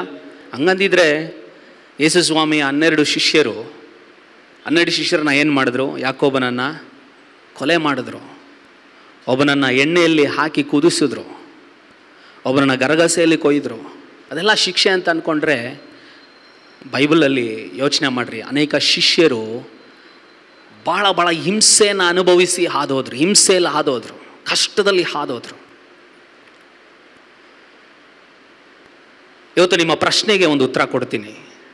ಯಾಕೆ ದೇವರು ನನಗೆ ಈ ಕಷ್ಟಗಳನ್ನು ಅನುಮತಿ ಮಾಡ್ತಾ ಇದ್ದಾರೆ? ಯಾಕೆ ಈ ಕಷ್ಟಗಳಲ್ಲಿ ನಾನು ಹಾದೋಗ್ಬೇಕಾಗ್ತಾ ಇದೆ? ಯಾಕೆ ಈ ನೋವಲ್ಲಿ ನಾನು ಹಾದೋಗ್ಬೇಕಾಗ್ತಾ ಇದೆ ಅಂತ ಇವತ್ತು ನೀನು ಇಲ್ಲಿ ಕುಳಿತಿದ್ರೆ ನಾನು ಇವತ್ತು ನಿಮಗೆ ಧೈರ್ಯಪಡಿಸುವ ಒಂದು ಮಾತು ಹೇಳ್ತಾ ಇದ್ದೀನಿ. ಏನಂತಂದರೆ, ದೇವರು ನಿನ್ನ ಮೇಲೆ ನಂಬಿಕೆ ಇಟ್ಟಿದ್ದಾರೆ. ಹಲ್ಲೆಲೂಯಾ. ದೇವರು ನಿನ್ನ ಮೇಲೆ ನಂಬಿಕೆ ಇಟ್ಟಿದ್ದಾರಮ್ಮ, ಅದಕ್ಕೆ ಅಲೋ ಮಾಡಿರೋದು. ಯಾಕೆ ಬ್ರದರ್ ಹಂಗೆ ಹೇಳ್ತೀರಾ? ಹೌದು. ಯೋಬನ ಪತ್ರಿಕೆ ನಾನು ಓದುವಾಗ ಸೈತಾನು ಬಂದು ಕೇಳ್ತಾನೆ ದೇವ್ರನ್ನ, ನೀನು ಅವನ್ನ ಹಂಗೆ ಇಟ್ಟಿದೀಯಾ, ಅದನ್ನೆಲ್ಲ ತೆಗೆದು ನೋಡು, ಅವನ ಹತ್ರದಿಂದ ಅದನ್ನೆಲ್ಲ ತೆಗೆದು ನೋಡು, ಆಗ ನೀನು ಬಿಡ್ತಾನೋ ಇಲ್ವೋ ನೋಡು ಅಂತ ಹೇಳಿ ಸೈತಾನ್ ಚಾಲೆಂಜ್ ಮಾಡ್ತಾನೆ. ಆವಾಗ ದೇವರು ಅವನಿಗೆ ಸೈತಾನ್ ಹೇಳ್ತಾರೆ, ಆಯ್ತಪ್ಪ ನೀನು ಹಂಗೆ ಯೋಚನೆ ಮಾಡ್ತಾ ಇದೆಯಲ್ಲ, ಸರಿ ಓಕೆ, ನೀನೇನು ಮಾಡು, ಅವನಿಗೆ ಏನು ಬೇಕೋ ನೀನು ಕಷ್ಟ ಕೊಡು, ಅವನ ಆಸ್ತಿಯ ಮೇಲೆ ನೀನು ಕರ ಹಾಕು, ತೊಂದರೆ ಇಲ್ಲ, ನೋಡೇ ಬಿಡೋಣ ಅಂತ ಹೇಳ್ತಾನೆ. ಹಲ್ಲೆಲೂಯಾ. ಯಾಕೆ ದೇವರ ಮಾತು ಹೇಳಿದನಂದ್ರೆ ಯೋಬನ ಮೇಲೆ ಇದ್ದಂಥ ನಂಬಿಕೆ. ಹಲ್ಲೆಲೂಯಾ. ಯೋಬನ ಮೇಲೆ ಇದ್ದಂಥ ನಂಬಿಕೆ. ಇವತ್ತು ನೀನೇನಾದ್ರೂ ಕಷ್ಟದಲ್ಲಿ ಹಾದು ಹೋಗ್ತಾ ಇದ್ರೆ, ಇವತ್ತು ನೀನೇನಾದ್ರೂ ದುಃಖದಲ್ಲಿ ಹಾದು ಹೋಗ್ತಾ ಇದ್ರೆ, ಒಂದು ನೋವಲ್ಲಿ ಹಾದು ಹೋಗ್ತಾ ಇದ್ರೆ, ಒಂದು ಇಕ್ಕಟ್ಟಲ್ಲಿ ಹಾದು ಹೋಗ್ತಾ ಇದ್ರೆ, ನೀನು ಚಿಂತೆ ಮಾಡಬೇಡ. ನೀನು ಒಂದು ಮಾತ್ರ ನೆನೆಸ್ಕೊಳ್ಬೇಕಾಗಿರೋದು ಏನು ಗೊತ್ತಾ? ನನ್ನನ್ನು ದೇವ್ರು ನಂಬಿದ್ದಾರೆ. ಹಲ್ಲೆಲೂಯಾ. ನನ್ನ ಮೇಲೆ ದೇವ್ರು ನಂಬಿಕೆ ಇಟ್ಟಿದ್ದಾರೆ, ಅದಕ್ಕೆ ದೇವ್ರು ಇದನ್ನು ಅಲೋ ಮಾಡಿದ್ದಾರೆ ನನಗೆ. Amen. Hallelujah. Yes, praise God. ದೇವ್ರಿಗೆ ಸ್ತೋತ್ರ. ಪ್ರಿಯರೇ, ಒಂದು ಕಬ್ಬಿಣ ಕುಲುಮೆಗೆ ಹೋಗ್ದೇನೆ ಅದೊಂದು ಶೇಪ್ಗೆ ಬರೋಕ್ಕಾಗೋದಿಲ್ಲ. ಹಲ್ಲೆಲೂಯಾ. ನನ್ನನ್ನು ಕೂಡ ಅನೇಕ ಜನರು ಉತ್ಸಾಹಪಡಿಸ್ತಾ ಇದ್ರು. ಡೋಂಟ್ ವರಿ, ಚಿಂತೆ ಮಾಡಬೇಡ, ದೇವ್ರು ಏನೋ ಒಂದು ದೊಡ್ಡ ಉದ್ದೇಶ ಇಟ್ಟಿದ್ದಾರೆ. ಹಲ್ಲೆಲೂಯಾ. ದೇವ್ರು ಏನೋ ಒಂದು ದೊಡ್ಡ ಉದ್ದೇಶ ಇಟ್ಟಿದ್ದಾರೆ, ಅದಕ್ಕೆ ಈ ಹಾದಿಯಲ್ಲಿ ನಾನು ಹಾದು ಹೋಗಬೇಕು. ಇನ್ನೊಂದು ಮಾತು ಹೇಳಲ್ಲ, ದೇವರು ಯಾಕೆ ನಮಗೆ ಈ ಕಷ್ಟಗಳನ್ನು ಅಲೋ ಮಾಡ್ತಾರೆ ಅಂದರೆ, ದೇವರು ನಮಗೆ ಯಾಕೆ ಈ ನೋವನ್ನು ಅಲೋ ಮಾಡ್ತಾರೆ ಅಂತಂದರೆ, ನಾನು ದೇವರ ಸನ್ನಿಧಾನಕ್ಕೆ ಇನ್ನೂ ಹತ್ತಿರ ಆಗ್ತೀವಿ. ಹಲ್ಲೆಲೂಯಾ. ಹಲ್ಲೆಲೂಯಾ. ಇನ್ನೂ ನೀನು ದೇವರ ಸನ್ನಿಧಾನಕ್ಕೆ ಏನಾಗ್ತೀವಿ? ಹತ್ತಿರ ಆಗ್ತೀವಿ. ದಯವಿಟ್ಟು ಯಾರು ಕೂಡ ಕಷ್ಟಗಳನ್ನು ನೋಡಿ, ಹಿಂಸೆಯನ್ನು ನೋಡಿ ಯೇಸು ಸ್ವಾಮಿಯನ್ನು ಬಿಡಬೇಡ್ರಿ ಅಮ್ಮ. ಹಲ್ಲೆಲೂಯಾ. ಆಗಲೇ ಹೇಳಿದ್ನಲ್ಲ, ನಮ್ಮ ಸುಖಕ್ಕೋಸ್ಕರ ಯೇಸು ಸ್ವಾಮಿಯನ್ನು ನಾವು ನಂಬಿಲ್ಲ. ಪೌಲನ್ ಹೇಳೋದು 1 ಕೊರಿಂಥ 15ನೇ ಅಧ್ಯಾಯದಲ್ಲಿ, ನೀನು ಯೇಸು ಸ್ವಾಮಿಯನ್ನು ನಂಬಿರೋದು ಪರಲೋಕಕ್ಕೋಸ್ಕರ. ಹಲ್ಲೆಲೂಯಾ. ನೀನು ಯೇಸು ಸ್ವಾಮಿಯನ್ನು ಹಿಂಬಾಲಿಸ್ತಾ ಇರೋದು ನಿತ್ಯ ಜೀವಕ್ಕೋಸ್ಕರ. ನೀನು ಯೇಸು ಸ್ವಾಮಿಯನ್ನು ನಂಬಿರೋದು ನಮ್ಮ ಪಾಪ ಕ್ಷಮಾಪಣೆಗೋಸ್ಕರ. ಹಲ್ಲೆಲೂಯಾ. ಲೋಕದಲ್ಲಿ ನೀನು ಎಲ್ಲೇ ಹೋದ್ರೂ ಕೂಡ ಪಾಪದಿಂದ ಕ್ಷಮಿಸುವಂಥವರು ಈ ಲೋಕದಲ್ಲಿ ಯಾರೂ ಇಲ್ಲ. ಹಲ್ಲೆಲೂಯಾ. ಮೇಲೋಕದಲ್ಲಾಗಲಿ ಭೂಲೋಕದಲ್ಲಾಗಲಿ ಪಾಪ ಕ್ಷಮಾಪಣೆ ಯಾರಿಂದಲೂ ಸಾಧ್ಯ ಇಲ್ಲ ಕೊಡೋದಕ್ಕೆ, ಯೇಸು ಸ್ವಾಮಿ ಕೈಯಿಂದ ಮಾತ್ರನೇ ಸಾಧ್ಯ. ಹಲ್ಲೆಲೂಯಾ. ಅದರಿಂದ ಪ್ರಿಯ ಸಹೋದರನೇ, ಪ್ರಿಯ ಸಹೋದರಿಯೇ, ಭಯ ಪಡಬೇಡ್ರಿ. ನನಗೆ ಯಾಕೆ ಈ ಶುಗರ್, ನನಗೆ ಯಾಕೆ ಈ BP? No problem. ದೇವ್ರಿಗೆ ಸ್ತೋತ್ರ. ನಾನು ಸತ್ತರೆ ಇವತ್ತು ಪರಲೋಕಕ್ಕೆ ಹೋಗ್ತೀನಿ. ಹಲ್ಲೆಲೂಯಾ. ಎಸ್, ದೇವ್ರಿಗೆ ಸ್ತೋತ್ರ. ಜಲರಾಶಿ ಹಾದು ಹೋಗುವಾಗಲೂ ನಾನು ನಿನ್ನ ಜೊತೆ ಇರ್ತೀನಿ. ಆಮೇನ್. ಆದರೆ ಒಂದು ಮಾತ್ರ ನಿಶ್ಚಯ ತಿಳ್ಕೊಳ್ರಿ, ಅವರು ನಿನಗೆ ವಿರುದ್ಧವಾಗಿ ಯುದ್ಧ ಮಾಡ್ಬೋದು, ಬಟ್ ಆದರೆ ನಿನ್ನನ್ನು ಸೋಲ್ಸಕ್ಕಾಗೋದಿಲ್ಲ. ಹಲ್ಲೆಲೂಯಾ. ನಿನ್ನನ್ನು ಸೋಲ್ಸಕ್ಕಾಗಲ್ಲ. ಅವರು ನಿನ್ನನ್ನು ಉದ್ಧಾರ ಮಾಡ್ತಾರೆ. ಆಮೇನ್. ಅವ್ರು ನಿನ್ನನ್ನು ಉದ್ಧಾರ ಮಾಡ್ತಾರೆ. ಯಾರಿಗೆ ದೇವರು ಸೋಲಕ್ಕೆ ಬಿಡಲ್ಲ? ಯಾರಿಗೆ ದೇವರು ಸೋಲಕ್ಕೆ ಬಿಡಲ್ಲ? 2 ಪಾಯಿಂಟ್ ಹೇಳಿ ನಾನು ಮುಗಿಸ್ತೀನಿ, ಅಥವಾ 3. ಯಾರನ್ನ ದೇವರು ಸೋಲಕ್ಕೆ ಬಿಡೋದಿಲ್ಲ? ಹಲ್ಲೆಲೂಯಾ. ನಾನು ಇಷ್ಟೊತ್ತು ಹೇಳಿದೆ, ಕಷ್ಟ ಇದ್ರೂ ಪರವಾಗಿಲ್ಲ, ದೇವರಿಗೆ ಸ್ತೋತ್ರ ಮಾಡಿರಿ. ಹಲ್ಲೆಲೂಯಾ. ನಿಂದೆಗಳು ಅವಮಾನಗಳಿದ್ರೂ ಪರವಾಗಿಲ್ಲ, ದೇವ್ರಿಗೆ ಸ್ತೋತ್ರ ಮಾಡಿರಿ, ದೇವರನ್ನು ಆತ್ಕೊಳ್ರಿ ಎಂಬುದಾಗಿ ಹೇಳ್ತಾ ಇದೆ. ನಂಬಿಕೆಯಲ್ಲಿ ಬಿತ್ತೋಗ್ಬೇಡ್ರಿ. ಹಲ್ಲೆಲೂಯ. ಒಂದು ಬಂಗಾರ ಒಳ್ಳೊಳ್ಳೆ ವಾಲೆ ಒಳ್ಳೊಳ್ಳೆ ಏನೋ ಒಳ್ಳೊಳ್ಳೆ ಶೇಪ್ ಮಾಡಬೇಕಾದ್ರೆ ಆ ಬಂಗಾರವನ್ನು ಏನು ಮಾಡ್ತಾರೆ? ಬೆಂಕಿಗೆ ಹಾಕ್ತಾರೆ. ಹಲ್ಲೆಲೂಯ. ನಂಬಿಕೆಗೆ ಪರಿಶೋಧನೆ ಉಂಟು ಅಂತ ಹೇಳಿ ಸತ್ಯವೇದದಲ್ಲಿ ಬರೆದಿದೆ. ಆಮೇನ್. ನಂಬಿಕೆಗೆ ಪರಿಶೋಧನೆ ಉಂಟು. 1 ಪೇತ್ರದಲ್ಲಿ, ಆ ಪೇತ್ರನ ಬಗ್ಗೆ ಕಲಿಬೇಕಾದ್ರೆ ಭಾಳ ಇದೆ, ಭಾಳ ಕಾರ್ಯ ಇದೆ. 1 ಪೇತ್ರದಲ್ಲಿ ಎಲ್ಲಿ ಜನ ಮರಣಕ್ಕೆ ಭಯಪಟ್ಟು ಹಿಂಜರಿತಾರೋ ಅಂತೇಳಿ 1 ಪೇತ್ರ 1ನೇ ಪತ್ರಿಕೆಯನ್ನು ಅವನು ಬರೀತಾನೆ. ಸೊ ಹೀಗಾಗಿ ಜನರ ಎನ್ಕರೇಜ್ ಮಾಡ್ತಾನೆ. ಅವಾಗ ಸೋತೋಗ್ಬೇಡ್ರಿ, ಲೋಕದ ಹಿಂಸೆಗಳನ್ನು ನೋಡಿ ಸೋತೋಗ್ಬೇಡ್ರಿ, ಭಯ ಪಡಬೇಡ್ರಿ, ದೇವರಿಗೆ ವೈರಾಗ್ಯವಾಗಿ ಜೀವಿಸ್ರಿ, ನಂಬಿಕೆಯುಳ್ಳವರಾಗಿ ಜೀವಿಸ್ರಿ ಎಂಬುದಾಗಿ ಹೇಳ್ತಾನೆ. ಇವತ್ತು ನಾನು ಮಾತನಾಡ್ತಾ ಇದು ವಿಷಯ, ಯಾರಿಗೆ ದೇವರು ಸೋಲಕ್ಕೆ ಬಿಡಲ್ಲ, ಯಾರನ್ನ ದೇವರು ಸೋಲಕ್ಕೆ ಬಿಡಲ್ಲ. 2 ಪೂರ್ವಕಾಲ ವೃತ್ತಾಂತ 20ನೇ ಅಧ್ಯಾಯ 1 ವಚನದಿಂದ 30ನೇ ವಚನದವರೆಗೆ ನಾನು ನೀನು ನೋಡುವಾಗ, ಈ 20ನೇ ಅಧ್ಯಾಯದಲ್ಲಿ ಯೆಹೋಷಾಫಾಟನಿಗೆ ಒಂದು ಯುದ್ಧ ಆರಂಭ ಆಗುತ್ತೆ. 1ನೇ ವಚನದಲ್ಲಿ ಯುದ್ಧ ಆರಂಭ ಆಗುತ್ತೆ, 30ನೇ ವಚನದಲ್ಲಿ ದೇವರು ಸಮಾಧಾನವನ್ನು ಅನುಗ್ರಹಿಸಿಕೊಡ್ತಾರೆ. ಹಲ್ಲೆಲೂಯ. 1ನೇ ವಚನದಲ್ಲಿ ಯುದ್ಧ ಆರಂಭ ಆಗುತ್ತೆ, 30ನೇ ವಚನದಲ್ಲಿ ದೇವರು ಸಮಾಧಾನವನ್ನು ಕೊಡ್ತಾರೆ. 3 ಕಡೆಯಿಂದ ವೈರಿಗಳು ಬರ್ತಾರೆ. 3 ಕಡೆಯಿಂದ ವೈರಿಗಳು ಯೆಹೋಷಾಫಾಟನ ಮೇಲೆ ಯುದ್ಧ ಮಾಡಕ್ಕೆ ಬರ್ತಾರೆ. ದಯಮಾಡಿ ಈ ಸಂದರ್ಭದಲ್ಲಿ ಯೆಹೋಷಾಫಾಟ ಏನು ಮಾಡ್ದ ನೋಡ್ರಿ. 2ನೇ ವಚನ 3ನೇ ವಚನ, 2ನೇ ವಚನ 3ನೇ ವಚನ, 2 ಪೂರ್ವಕಾಲ ವೃತ್ತಾಂತ 22 ಮತ್ತು 3ನೇ ವಚನ ಓದ್ತೀರಾ? ದೂತರು ಬಂದು ಯೆಹೋಷಾಫಾಟನಿಗೆ, ಮಹಾಸಮೂಹವು ನಿನಗೆ ವಿರೋಧವಾಗಿ ಲವಣ ಸಮುದ್ರ ಆಚೆಯಲ್ಲಿರುವ ಆರಾಮ್ ಪ್ರಾಂತ್ಯದ ಕಡೆಯಿಂದ ಬಂದು ಈಗ ಎಗೆಂದಿ ಎನಿಸಿಕೊಳ್ಳುವ ಹೆಚ್ಚೋಚೋ ತಾಮಾರಿನಲ್ಲಿರುತ್ತಾರೆಂದು ತಿಳಿಸಿದಾಗ, ಯೆಹೋಷಾಫಾಟನು ಹೆದರಿ ಯೆಹೋವನನ್ನೇ ಆಶ್ರಯಿಸಿಕೊಳ್ಳಬೇಕೆಂದು ನಿರ್ಣಯಿಸಿಕೊಂಡು ಯೆಹೂದ್ಯರೆಲ್ಲರೂ ಉಪವಾಸ ಮಾಡಬೇಕೆಂದು ಪ್ರಕಟಿಸಿದನು. ಹಲ್ಲೆಲೂಯ. ತನಗೆ ಯುದ್ಧ ಆರಂಭ ಆದಾಗ ತನ್ನ ಎದುರುಗಡೆ ವೈರಿಗಳ ಗುಂಪನ್ನು ಅವನು ನೋಡಿದಾಗ ಅವನು ಸೋತೋಗ್ಲಿಲ್ಲ. ಬದಲಾಗಿ ಏನು ಮಾಡ್ತಾನೆ ಗೊತ್ತಾ? ಯೆಹೋವನನ್ನು ಆಶ್ರಯಿಸ್ಕೊಳ್ತಾನೆ. ಹಲ್ಲೆಲೂಯ. ಇವತ್ತು ನಾನು ನೀನು ಮಾಡಬೇಕಾಗಿರೋದು, ನಾನು ನೀನು ಇವತ್ತು ಯಾವುದಾದ್ರೂ ಸೋಲಲ್ಲಿ ಅಥವಾ ಯಾವುದಾದ್ರೂ ನೋವಲ್ಲಿ ದುಃಖದಲ್ಲಿ ನಾನು ಹಾದು ಹೋಗ್ತಾ ಇದ್ದರೆ, ಇವತ್ತು ನಾನು ಮಾಡಬೇಕಾದಂಥ ವಿಷಯ ಏನು ಗೊತ್ತಾ? ಯೆಹೋವನನ್ನು ಆಶ್ರಯಿಸ್ಕೊಳ್ರಿ.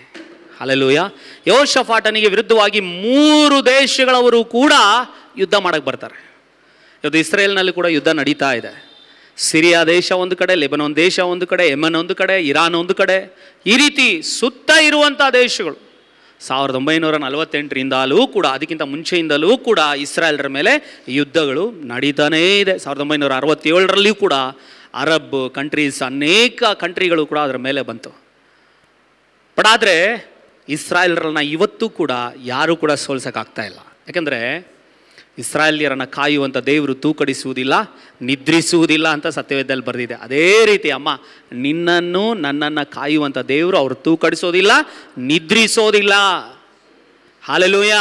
ಯೆಹೋಷಾಫಾಟ ದೇವ್ರನ್ನ ಆತ್ಕೊಂಡ, ದೇವ್ರನ್ನ ಆಶ್ರಯಿಸ್ಕೊಂಡ. ಇವತ್ತು ನಾನು ನೀನು ಆಶ್ರಯಿಸ್ಕೊಳ್ಬೇಕಾಗಿರೋದು ದೇವ್ರನ್ನ. ಅಮ್ಮ, ಕಷ್ಟ ಬಂದಾಗ ದೇವ್ರನ್ನ ದೇವ್ರನ್ನ ಆಶ್ರಯಿಸ್ಕೊಳ್ರಿ. ಡಾಕ್ಟ್ರು, ನಾನು ಗಂಟ್ಲು ಪ್ರಾಬ್ಲಮ್ ಆದಾಗ ಬ್ಯಾಪ್ಟಿಸ್ಟ್ ಹಾಸ್ಪಿಟ್ಲಿಗೆ ಹೋಗಿದ್ದಾಗ ಅವರೊಂದು ಮಾತು ಹೇಳಿಬಿಟ್ರು, ನಿಮಗೆ ಗಂಟ್ಲಲ್ಲಿ, ಏಕೆಂದರೆ ಇದೇನೋ ಒಂದು ಕೋಲ್ಡ್ ಇರಬೇಕು, ಅದಕ್ಕೆ ವಾಯ್ಸ್ ಈ ಥರ ಆಗ್ತಾ ಇದೆ ಅಂತ ಅಂದ್ಕೊಂಡೆ. ನನ್ನ ಫೀಲಿಂಗ್ ಅದಿತ್ತು. ಬಟ್ ಆದರೆ ಡಾಕ್ಟ್ರ್ ಹತ್ರ ಹೋಗಿ ಚೆಕ್ ಮಾಡಿದಾಗ, ಅವ್ರು ಎಂಡೋಸ್ಕೋಪ್ ಮಾಡಿ ನೋಡಿದಾಗ ಅದು ವೋಕಲ್ ಕಾರ್ಡ್ ಪಾಲಿಪ್ ಅಂತ ಹೇಳಿದ್ರು. ಅಂದರೆ ನಮ್ಮ ಸ್ವರ ಪೆಟ್ಟಿಗೆ ಹತ್ರ ಒಂದು ಮಾಂಸ ಬೆಳೆಯುತ್ತೆ, ಅದಾಗಿರೋದ್ರಿಂದ ನಿಮಗೆ ಹಾಡೋಕ್ಕಾಗ್ತಾಯಿಲ್ಲ. ಎಷ್ಟೇ ವಾಯ್ಸ್ ತೆಗೆದ್ರು ಕೂಡ, ಈಗ ದೇವ್ರ ಕೃಪೆಯಿಂದ ವಾಯ್ಸ್ ತೆಗಿತಾ ಇದ್ದೀನಿ, ಹಾಡಾಡ್ತಾ ಇದ್ದೀನಿ, ರಾಗ ಬಿಡ್ತಾ ಇದ್ದೀನಿ. ಬಟ್ ಆದರೆ ನಾನು ಮನೆಯಲ್ಲಿದ್ದಾಗ ಅದು ಹಾಡಕ್ಕೆ ನೋಡ್ತೀನಿ, ಆಗ್ತಾನೇ ಇಲ್ಲ. ಆಗ್ತಲೇ ಇಲ್ಲ ಅಂದಾಗೆಲ್ಲ ನಾನು ಕಣ್ಣೀರು ಬಿಡ್ತಾ ಇದ್ದೆ ದೇವರ ಸಮ್ಮುಖದಲ್ಲಿ. ದೇವರೇ, ನನ್ನ ಸ್ವರ ನಾನು ವಾಪಸ್ ಬೇಕು. ಡಾಕ್ಟ್ರ್ ಒಂದು ಮಾತು ಹೇಳ್ಬಿಟ್ರೆ ಏನು ಗೊತ್ತಾ? ನಿಮಗೆ ಅದು ಸರಿ ಮಾಡಿದ್ರೂ ಕೂಡ ನೀವು ಇನ್ನು ಏನು ಮಾಡೋಕ್ಕಾಗಲ್ಲ, ಜಾಸ್ತಿ ಹೈ ಪಿಚ್ಚಲ್ಲೆಲ್ಲ ಹಾಡೋಕ್ಕಾಗೋದಿಲ್ಲ ಅಂತ ಹೇಳ್ಬಿಟ್ರು. ಹಾಡಲೇಬಾರ್ದು ಕೂಡ ಅಂತ ಹೇಳಿಬಿಟ್ರು. ಆವಾಗ ಬಂದು ಮನೆಗೆ ಎಷ್ಟು ಹತ್ತಿದ್ದೀನಿ ಗೊತ್ತಾ? ಹಲ್ಲೆಲೂಯ, ಎಷ್ಟು ಹತ್ತಿದ್ದೀನಿ ಗೊತ್ತಾ? ಕರ್ತನನ್ನು ಆಶ್ರಯಿಸ್ಕೊಂಡಿದ್ರೆ, ಚತುರಂಗ ಬಲ ಯುದ್ಧ ಸನ್ನದ್ಧವಾಗಿ ನಿಂತರೂ ನಾನು ಭರವಸೆ ಉಳ್ಳವನಾಗಿಯೇ ಇದ್ದೇನೆ ಎಂಬುದು ವಾಕ್ಯದಲ್ಲಿರುತ್ತೆ. ಕೀರ್ತನೆ 33:12 ಯಾವ ಜನರಿಗೆ ಯೆಹೋವನೇ ದೇವರಾಗಿದ್ದಾನೋ, ಯಾವ ಜನಾಂಗದವರನ್ನು ಸ್ವಕೀಯ ಜನರನ್ನಾಗಿ ಆದುಕೊಂಡಿದ್ದಾನೋ ಅವರೇ ಧನ್ಯರೆಂಬುದಾಗಿ ಸತ್ಯವೇದದಲ್ಲಿ ಬರೆದಿದೆ. ಹಲ್ಲೆಲೂಯಾ. ಕೀರ್ತನೆ 146 ವಾಕ್ಯದಲ್ಲಿ ಬರೆದಿದೆ, ಯಾವನಿಗೆ ಯಾಕೋಬನ ದೇವರು ಸಹಾಯಕನೋ. ಹಲ್ಲೆಲೂಯಾ. ನಮಗೆ ಸಹಾಯಕನ ಯಾರು ಗೊತ್ತಾ? ಯಾಕೋಬನ ದೇವರು, ಈಸಾಕನ ದೇವರು, ಅಬ್ರಹಾಮನ ದೇವರು, ನನ್ನ ದೇವರು. ಹಲ್ಲೆಲೂಯಾ. ಆತನೇ ಯೆಹೋವ ದೇವರು, ಆತನೇ ಯೇಸು ಕ್ರಿಸ್ತನು. Hallelujah, hallelujah. ಯಾಕೆ ಗೊತ್ತಾ? ಯಾರು ಯೆಹೋವನನ್ನೇ ನಂಬಿರ್ತಾರೋ ಅವರೇ ಧನ್ಯರೆಂಬುದಾಗಿ ಬರೆದಿಲ್ಲ. ಯಾಕೆ ಗೊತ್ತಾ? 145 ಕೀರ್ತನೆ 14ನೇ ವಚನದಲ್ಲಿ ಬರೆಯಲ್ಪಟ್ಟಿದೆ, ಆತನು ಬಿದ್ದವರನ್ನೆಲ್ಲ ಎತ್ತುವವನು. ಹಲ್ಲೆಲೂಯಾ. ಹೇಳಿ ಅಮ್ಮ ಹಲ್ಲೆಲೂಯಾ ಅಂತ. ಬಿದ್ದವರನ್ನೆಲ್ಲ ಎತ್ತುವಂಥ ದೇವರು ನಮ್ಮ ದೇವರು. ನೋಡಿ, ಅಂಥ ದೇವ್ರನ್ನ ಆರಾಧನೆ ಮಾಡ್ತಾ ಇದ್ದೀವಿ. ತಲೆ ಎತ್ತುವಂತೆ ಮಾಡುವವ ನೀನೇ. ಹಲ್ಲೆಲೂಯಾ. ಬಿದ್ದೋಗಿದೆಯಾ ಇವತ್ತು? ನಿನ್ನನ್ನು ಎತ್ತಕ್ಕೊಬ್ರು ಇದ್ದಾರೆ, ಅವರೇ ನಜರೇತಿನ ಯೇಸು ಸ್ವಾಮಿ. ಹಲ್ಲೆಲೂಯಾ. ನೀನು ಇವತ್ತು ಬಿದ್ದೋಗಿದೆಯಾ? ಬಿದ್ದೋಗಿರುವಂಥ ಪರಿಸ್ಥಿತಿಯಲ್ಲಿ ಇವತ್ತು ಬಂದಿದ್ರೆ ನಾನು ಪ್ರಕಟಿಸುವಂಥ ಯೇಸು ನೀನು ಎಲ್ಲಿ ಬಿದ್ದಿದೆಯೋ ಅಲ್ಲಿಂದ ನಿನ್ನನ್ನು ಮೇಲೆತ್ತಕ್ಕೆ ತಯಾರಾಗಿದ್ದಾರೆ ಅವರು. ಹಲ್ಲೆಲೂಯಾ. ಆದರೆ ಇವತ್ತು ಸಂಪೂರ್ಣವಾಗಿ ನಿನ್ನ ಹೃದಯವನ್ನು ಯೇಸು ಸ್ವಾಮಿಗೆ ಒಪ್ಪಿಸ್ಕೊಡ್ರಿ. ನಿಮ್ಮ ಹೃದಯವನ್ನು ಸಂಪೂರ್ಣವಾಗಿ ಯೇಸು ಸ್ವಾಮಿಗೆ ಒಪ್ಪಿಸ್ಕೊಡ್ರಿ. ಅಂಥ ಅನುಭವದಲ್ಲಿ ಯಾರಾದರೂ ಇವತ್ತು ಇಲ್ಲಿದ್ದರೆ ನಿಮ್ಮ ಹೃದಯನ ಯೇಸು ಸ್ವಾಮಿಗೆ ಒಪ್ಪಿಸ್ಕೊಡ್ರಿ. ಎಲ್ಲ ಪ್ರಯತ್ನ ಮಾಡಿ ಇವತ್ತು ನೀನು ಆಲಯಕ್ಕೆ ಬಂದಿರ್ಬೋದು, ಎಲ್ಲ ಟ್ರೈ ಮಾಡಿ ಇವತ್ತು ಆಲಯಕ್ಕೆ ಬಂದಿರ್ಬೋದು. ಆದರೆ ನಾನು ನಿಮ್ಮನ್ನು ವಾಕ್ಯದ ಮೂಲಕ ನಾನು ನಿಮ್ಮನ್ನು ಎನ್ಕರೇಜ್ ಮಾಡ್ತಾ ಇದ್ದೀನಿ. ದೇವ್ರ ವಾಕ್ಯ ಹೇಳುತ್ತೆ, ಬಿದ್ದವರನ್ನೆಲ್ಲ ನಮ್ಮ ದೇವರ ಮೇಲೆತ್ತುವಂಥ ದೇವರಾಗಿದ್ದಾನೆ. ಹಲ್ಲೆಲೂಯಾ. ಮಾತ್ರಲ್ಲದೆ ಕುಗ್ಗಿದವರನ್ನೆಲ್ಲ ಉದ್ಧರಿಸುವವನು. ಹಲ್ಲೆಲೂಯಾ. ಏನು ಅದ್ಭುತವಾಗಿದೆ ನೋಡ್ರಿ ವಾಕ್ಯ. ಬಿದ್ದವರನ್ನೆಲ್ಲ ದೇವರು ಮೇಲೆತ್ತುವವನು, ಕುಗ್ಗಿದವರನ್ನು ದೇವರು ಉದ್ಧಾರ ಮಾಡ್ತಾರಂತೆ. What A wonderful word. ಕೀರ್ತನೆ 31:9-13 ನೀವು ಓದ್ಕೊಂಬಂದ್ರಿ, ಮನೆಯಲ್ಲಿ ಓದ್ರಿ, ಬರ್ಕೊಂಡು ಮನೆಯಲ್ಲಿ ಓದ್ರಿ. 14ನೇ ವಚನಕ್ಕೆ ಬಂದಾಗ, ಕರ್ತನೇ ನಾನು ನಿನ್ನಲ್ಲೇ ಭರವಸೆ ಬಿಟ್ಟಿದ್ದೀನಿ ಎಂಬುದಾಗಿ ಕೀರ್ತನೆಗಾರನ ಹೇಳ್ತಾನೆ. ಹಲ್ಲೆಲೂಯಾ. ಸ್ವಾಮಿ, ಯಾರ ಮೇಲೇನೂ ನಾನು ಭರವಸೆ ಇಟ್ಟಿಲ್ಲ, ನಾನು ನಿನ್ನನ್ನು ಆತ್ಕೊಂಡಿದ್ದೀನಿ, ನಾನು ನಿನ್ನ ಮೇಲೆ ಭರವಸೆ ಇಟ್ಟಿದ್ದೀನಿ. ಪ್ರಿಯ ದೇವಜನರೇ, ಯೆಹೋಷಾಫಾಟನ ದೇವ್ರನ್ನ ಆತ್ಕೊಂಡ ಹಾಗೆ ನೀವು ದೇವರನ್ನ ಆತ್ಕೊಳ್ರಿ, ಆಶ್ರಯಿಸ್ಕೊಳ್ರಿ. ಹಲ್ಲೆಲೂಯಾ. ದೇವ್ರನ್ನೇ ಆಶ್ರಯಿಸ್ಕೊಳ್ರಿ, ಇನ್ನು ಬೇರೆ ಯಾರನ್ನೂ ಆಶ್ರಯಿಸ್ಕೊಳ್ಬೇಡ್ರಿ. ನನಗೆ ಗೊತ್ತಿರುವಂಥ ಒಬ್ಬ ದೇವ ಸೇವಕರು, ಅವರು ಪಾಸ್ಟ್ರು, ಇಲ್ಲೇ ಲಿಂಗರಾಜಪುರದಲ್ಲಿ ಇರ್ತಾರೆ. ಅವ್ರಿಗೆ ಹೃದಯದ ಒಂದು ಪ್ರಾಬ್ಲಮ್ ಆಯಿತು. ಡಾಕ್ಟ್ರು ಹೇಳಿದ್ರು, ಅಂದರೆ ಅವರು ಮಾತಾಡ್ತಾ ಅವ್ರಿಗೆ ಭಾಳ ಸುಸ್ತಾಗೋದು. ಸೊ ಸಿಂಪ್ಟಮ್ ಏನಂದರೆ ಹಾರ್ಟಲ್ಲಿ ಏನೋ ತೊಂದರೆ, ರಕ್ತ ಚಲನೆ ಆಗ್ತಾಯಿಲ್ಲ. ಸೊ ಹಾಗಾಗಿ ಡಾಕ್ಟ್ರ್ ಹತ್ರ ಹೋದಾಗ ಅವ್ರು ಚೆಕ್ ಮಾಡಿ ಇಮ್ಮಿಡಿಯೇಟಾಗಿ ನೀವು ಆಪ್ರೇಷನ್ ಸ್ಟಂಟ್ ಹಾಕ್ಕೊಳ್ಬೇಕು ಅಂತ ಹೇಳಿದ್ದಾರೆ. ಅದರಲ್ಲಿಯೂ ಸ್ವಲ್ಪ ಹಣದ ಸಮಸ್ಯೆ ಆದರೂ ಕೂಡ ಅವರು ದೇವ್ರಿಗೆ ಒಪ್ಪಿಸ್ಕೊಟ್ಟು ಸರಿ ಆಯಿತು. ಈಗ ಫಸ್ಟು ಸದ್ಯಕ್ಕೆ ಡಾಕ್ಟ್ರ್ ಹೇಳಿದ್ದಾರೆ, ಒಂದು ಸ್ಟಂಟ್ ಹಾಕ್ಕೊಳ್ಳಿ ಸಾಕು. ನೆಕ್ಸ್ಟು ವಾಯ್ಸ್ ನಿಮಗೆ ಅಥವಾ ನಿಮಗೆ ಆ ಒಂದು ಹಾರ್ಟ್ ಬೀಟ್ ಆಗಲಿ, ಹಾರ್ಟ್ ರಕ್ತ ಚಲನೆ ಆಗಲಿ ನಿಮಗೆ ಇಂಪ್ರೂವ್ಮೆಂಟ್ ಆಗಿಲ್ಲ ಅನ್ನೋ ಪಕ್ಷಕ್ಕೆ ಏನು ಮಾಡೋಣ, ಇನ್ನೊಂದು ಸ್ಟಂಟ್ ಹಾಕೋಣ ಅಂತ ಹೇಳಿ ಅವ್ರಿಗೆ ಹೇಳಿ ಕಳಿಸಿದ್ದಾರೆ. ಒಂದು ಸ್ಟಂಟ್ ಹಾಕಿದ್ದಾರೆ. ಬಂದರು ಮನೆಗೆ, ಸ್ವಲ್ಪ ದಿನ ರೆಸ್ಟ್ ತೊಗೊಂಡ್ರು, ತಿರುಗಿ ಸೇವೆಯಲ್ಲಿ ತಮ್ಮನ್ನು ತಾವು ತೊಡಗಿಸ್ಕೊಂಡ್ರು. ಅವರು ಒಂದೊಂದು ಮನೆಗೆ ಹೋಗ್ತಾರೆ. ಲಿಂಗರಾಜಪುರಂನಲ್ಲಿ ಗುಡಿಸಲುಗಳಿರುವಂಥ ಒಂದು ಮನೆಗಳು, ಓಕೆ, ಈ ಬಹಳ ತೀರ ಬಡತನದಲ್ಲಿದ್ದು ಇರುವಂಥ ಒತ್ತೊತ್ತಿಗೆ ಮನೆಗಳು ಇರ್ತಾವಲ್ಲ, ಅಂಥ ಮನೆಗಳಿಗೆ ಒಂದೊಂದು ಮನೆಗೆ ಹೋಗಿ ಗಿಟಾರ್ ಬಾರಿಸ್ಕೊಂಡು ಅವ್ರ ಸ್ವಾರ್ಥೆಯನ್ನು ಸಾರುವಂಥವ್ರು, ದೇವ್ರ ಸೇವೆಯನ್ನು ಮಾಡುವಂಥವ್ರು. ಪ್ರಾರ್ಥನೆ ಮುಖಾಂತರ ಅನೇಕರು ವಾಸಿಯಾಗೋದುಂಟು. ನಾನು ಶನಿವಾರಗಳು ಯಾವಾಗಲಾದರೂ ತಿಂಗಳಿಗೆ ಒಂದು ಸಾರಿ ನಾನು ಹೋಗ್ತೀನಿ, ಅಲ್ಲಿಯೂ ದೇವ್ರ ವಾಕ್ಯನ ಹಂಚ್ತೀನಿ, ಮಾತ್ರಲ್ಲದೆ ಲೀಡ್ ಮಾಡ್ತೀನಿ, ವಾಕ್ಯಗಳನ್ನು ಹಂಚ್ತೀನಿ. ಕ್ಲೋಸ್ ಆದರು, ಭಾಳ ವರ್ಷಗಳಿಂದ ಅವರು ನನಗೆ ಭಾಳ ಹತ್ತಿರ, ಆತ್ಮಿಕ ಸಂಬಂಧದಲ್ಲಿ ಭಾಳ ಹತ್ತಿರ ಆದರು. ನಾನು ಆಪ್ರೇಷನ್ನಲ್ಲಿ ಹೋದಾಗ ಪ್ರತಿದಿನ ಫೋನ್ ಮಾಡಿ ವಿಚಾರಿಸೋರು.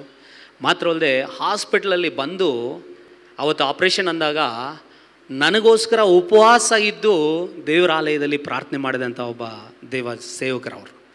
ನಿಜವಾಗ್ಲೂ ಆಶ್ಚರ್ಯ ಆಗುತ್ತೆ. ಅಂಥ ಸ್ನೇಹಿತರು ಇರ್ತಾರ, ಅಂಥ ಆತ್ಮಿಕರೂ ಇರ್ತಾರ ಅನ್ನೋದು ಭಾಳ ಆಶ್ಚರ್ಯ ಆಗುತ್ತೆ.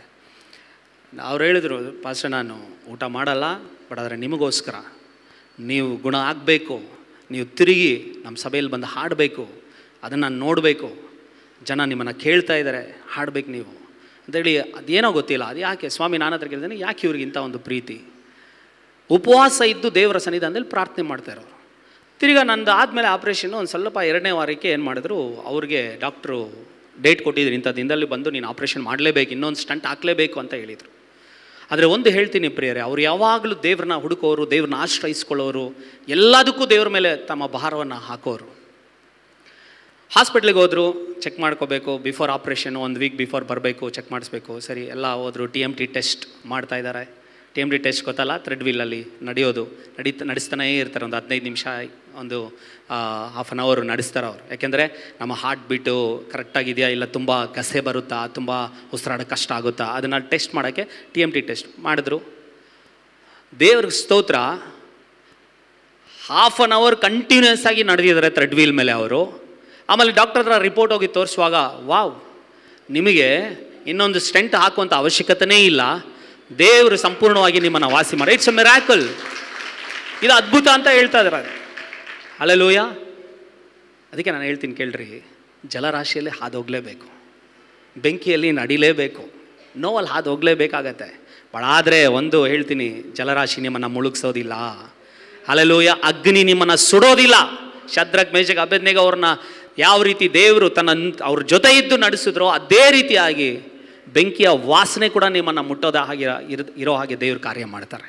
Hallelujah, hallelujah. ಎಸ್, ಅದರಿಂದ ಉತ್ಸಾಹ ಪಡ್ಕೊಳ್ರಿ. ಎಸ್, ದೇವರು ನನಗಿದ್ದಾರೆ, ನನ್ನ ಜೊತೆ ದೇವರು ಇದ್ದಾರೆ, ಬಿಕಾಸ್ ಅವ್ರನ್ನ ನನ್ನ ನಂಬಿದ್ದಾರೆ. ಹಲ್ಲೆಲೂಯಾ. ಕಷ್ಟ ಬಂದಾಗ, ದುಃಖ ಬಂದಾಗ ನಾವು ಇನ್ನೂ ದೇವರಿಗೆ ಹತ್ತಿರ ಆಗಬೇಕಮ್ಮ. ಹಲ್ಲೆಲೂಯಾ. ದೇವ್ರಿಗೆ ಹತ್ತಿರ ಆಗಬೇಕು. ನಾನು ಅದೇ ಮಾಡಿದ್ದು. ದೇವರೇ, ನಾನು ಇನ್ನೂ ಏನಾದರೂ ನಿನಗೆ ಇಷ್ಟ ಇಲ್ದಿರೋಂಥ ಕಾರ್ಯಗಳು ನನ್ನಲ್ಲಿದ್ದರೆ ದಯವಿಟ್ಟು ನನ್ನಿಂದ ಅದು ಕಡ್ದಾಕೋ ಸ್ವಾಮಿ ಅಂತೇಳಿ ಪ್ರಾರ್ಥನೆ ಮಾಡ್ತಾ ಇದ್ದೆ. ಸ್ವಾಮಿ, ನಿನಗೆ ಇಷ್ಟ ಇಲ್ದಿರೋ ಕಾರ್ಯ ಏನಾದರೂ ಇದ್ದರೆ, ನಾನೆಲ್ಲಾದರೂ ಮಿಸ್ಟೇಕ್ ಮಾಡ್ತಾ ಇದ್ದರೆ, ನನ್ನ ಆಲೋಚನೆಗಳಲ್ಲಿಯೂ ಕೂಡ ಏನಾದರೂ ಮಿಸ್ಟೇಕ್ ಇದ್ದರೆ, ದೇವರೇ ನನ್ನನ್ನು ಕ್ಷಮಿಸಪ್ಪ, ನನ್ನನ್ನು ನಾನು ಸರಿಪಡಿಸ್ಕೊಳ್ತೀನಿ ಅಂತ ಹೇಳಿ ದೇವರಿಗೆ ಇನ್ನೂ ಹತ್ತಿರ ಆಗ್ತಾ ಇದ್ದೆ. ಇವತ್ತು ದೇವರು ನನಗೂ ಒಂದು ಅದ್ಭುತ ಮಾಡಿದ್ರು. ಹಲ್ಲೆಲೂಯಾ. ಅದೇ ದೇವರು ನಿನಗೂ ಒಂದು ಅದ್ಭುತ ಮಾಡ್ತಾರೆ. ನಿನ್ನನ್ನು ನಡೆಸ್ತಾರೆ ದೇವರು, ಭಯ ಪಡಬೇಡ್ರಿ. 2ನೇದಾಗಿ ರೋಮ 4:19-21 ವಾಕ್ಯ. ರೋಮ 19:20 ವಾಕ್ಯ. ಅವನು ಹೆಚ್ಚು ಕಡಿಮೆ 100 ವರ್ಷದವನಾಗಿದ್ದು ತನ್ನ ದೇಹವು ಆಗಲೇ ಮೃತಪ್ರಾಯವಾಯಿತೆಂದು, ಸಾರಳಿಗೆ ಗರ್ಭಕಾಲ ಕಳೆದು ಹೋಯಿತೆಂದು ಯೋಚಿಸಿದಾಗ್ಯೂ ಅವನ ನಂಬಿಕೆಯು ಕುಂದಲಿಲ್ಲ. ಆಮೆನ್. ದೇವರು ಮಾಡಿದ ವಾಗ್ದಾನದ ವಿಷಯದಲ್ಲಿ ಅವನು ಅಪನಂಬಿಕೆಯಿಂದ ಚಂಚಲಚಿತ್ತನಾಗಲಿಲ್ಲ. ದೇವರನ್ನು ಘನಪಡಿಸುವವನಾಗಿ ಆತನು ತನ್ನ ವಾಗ್ದಾನವನ್ನು ನೆರವೇರಿಸುವುದಕ್ಕೆ ಸಮರ್ಥನೆಂದು ಪೂರಾ ಭರವಸವಿಟ್ಟು ದೃಢ ನಂಬಿಕೆಯುಳ್ಳವನಾದನು. ಹಲ್ಲೆಲೂಯಾ. ಅಬ್ರಹಾಮನ ಬಗ್ಗೆ ಇಲ್ಲಿ ನಾವು ನೋಡ್ತೇವೆ.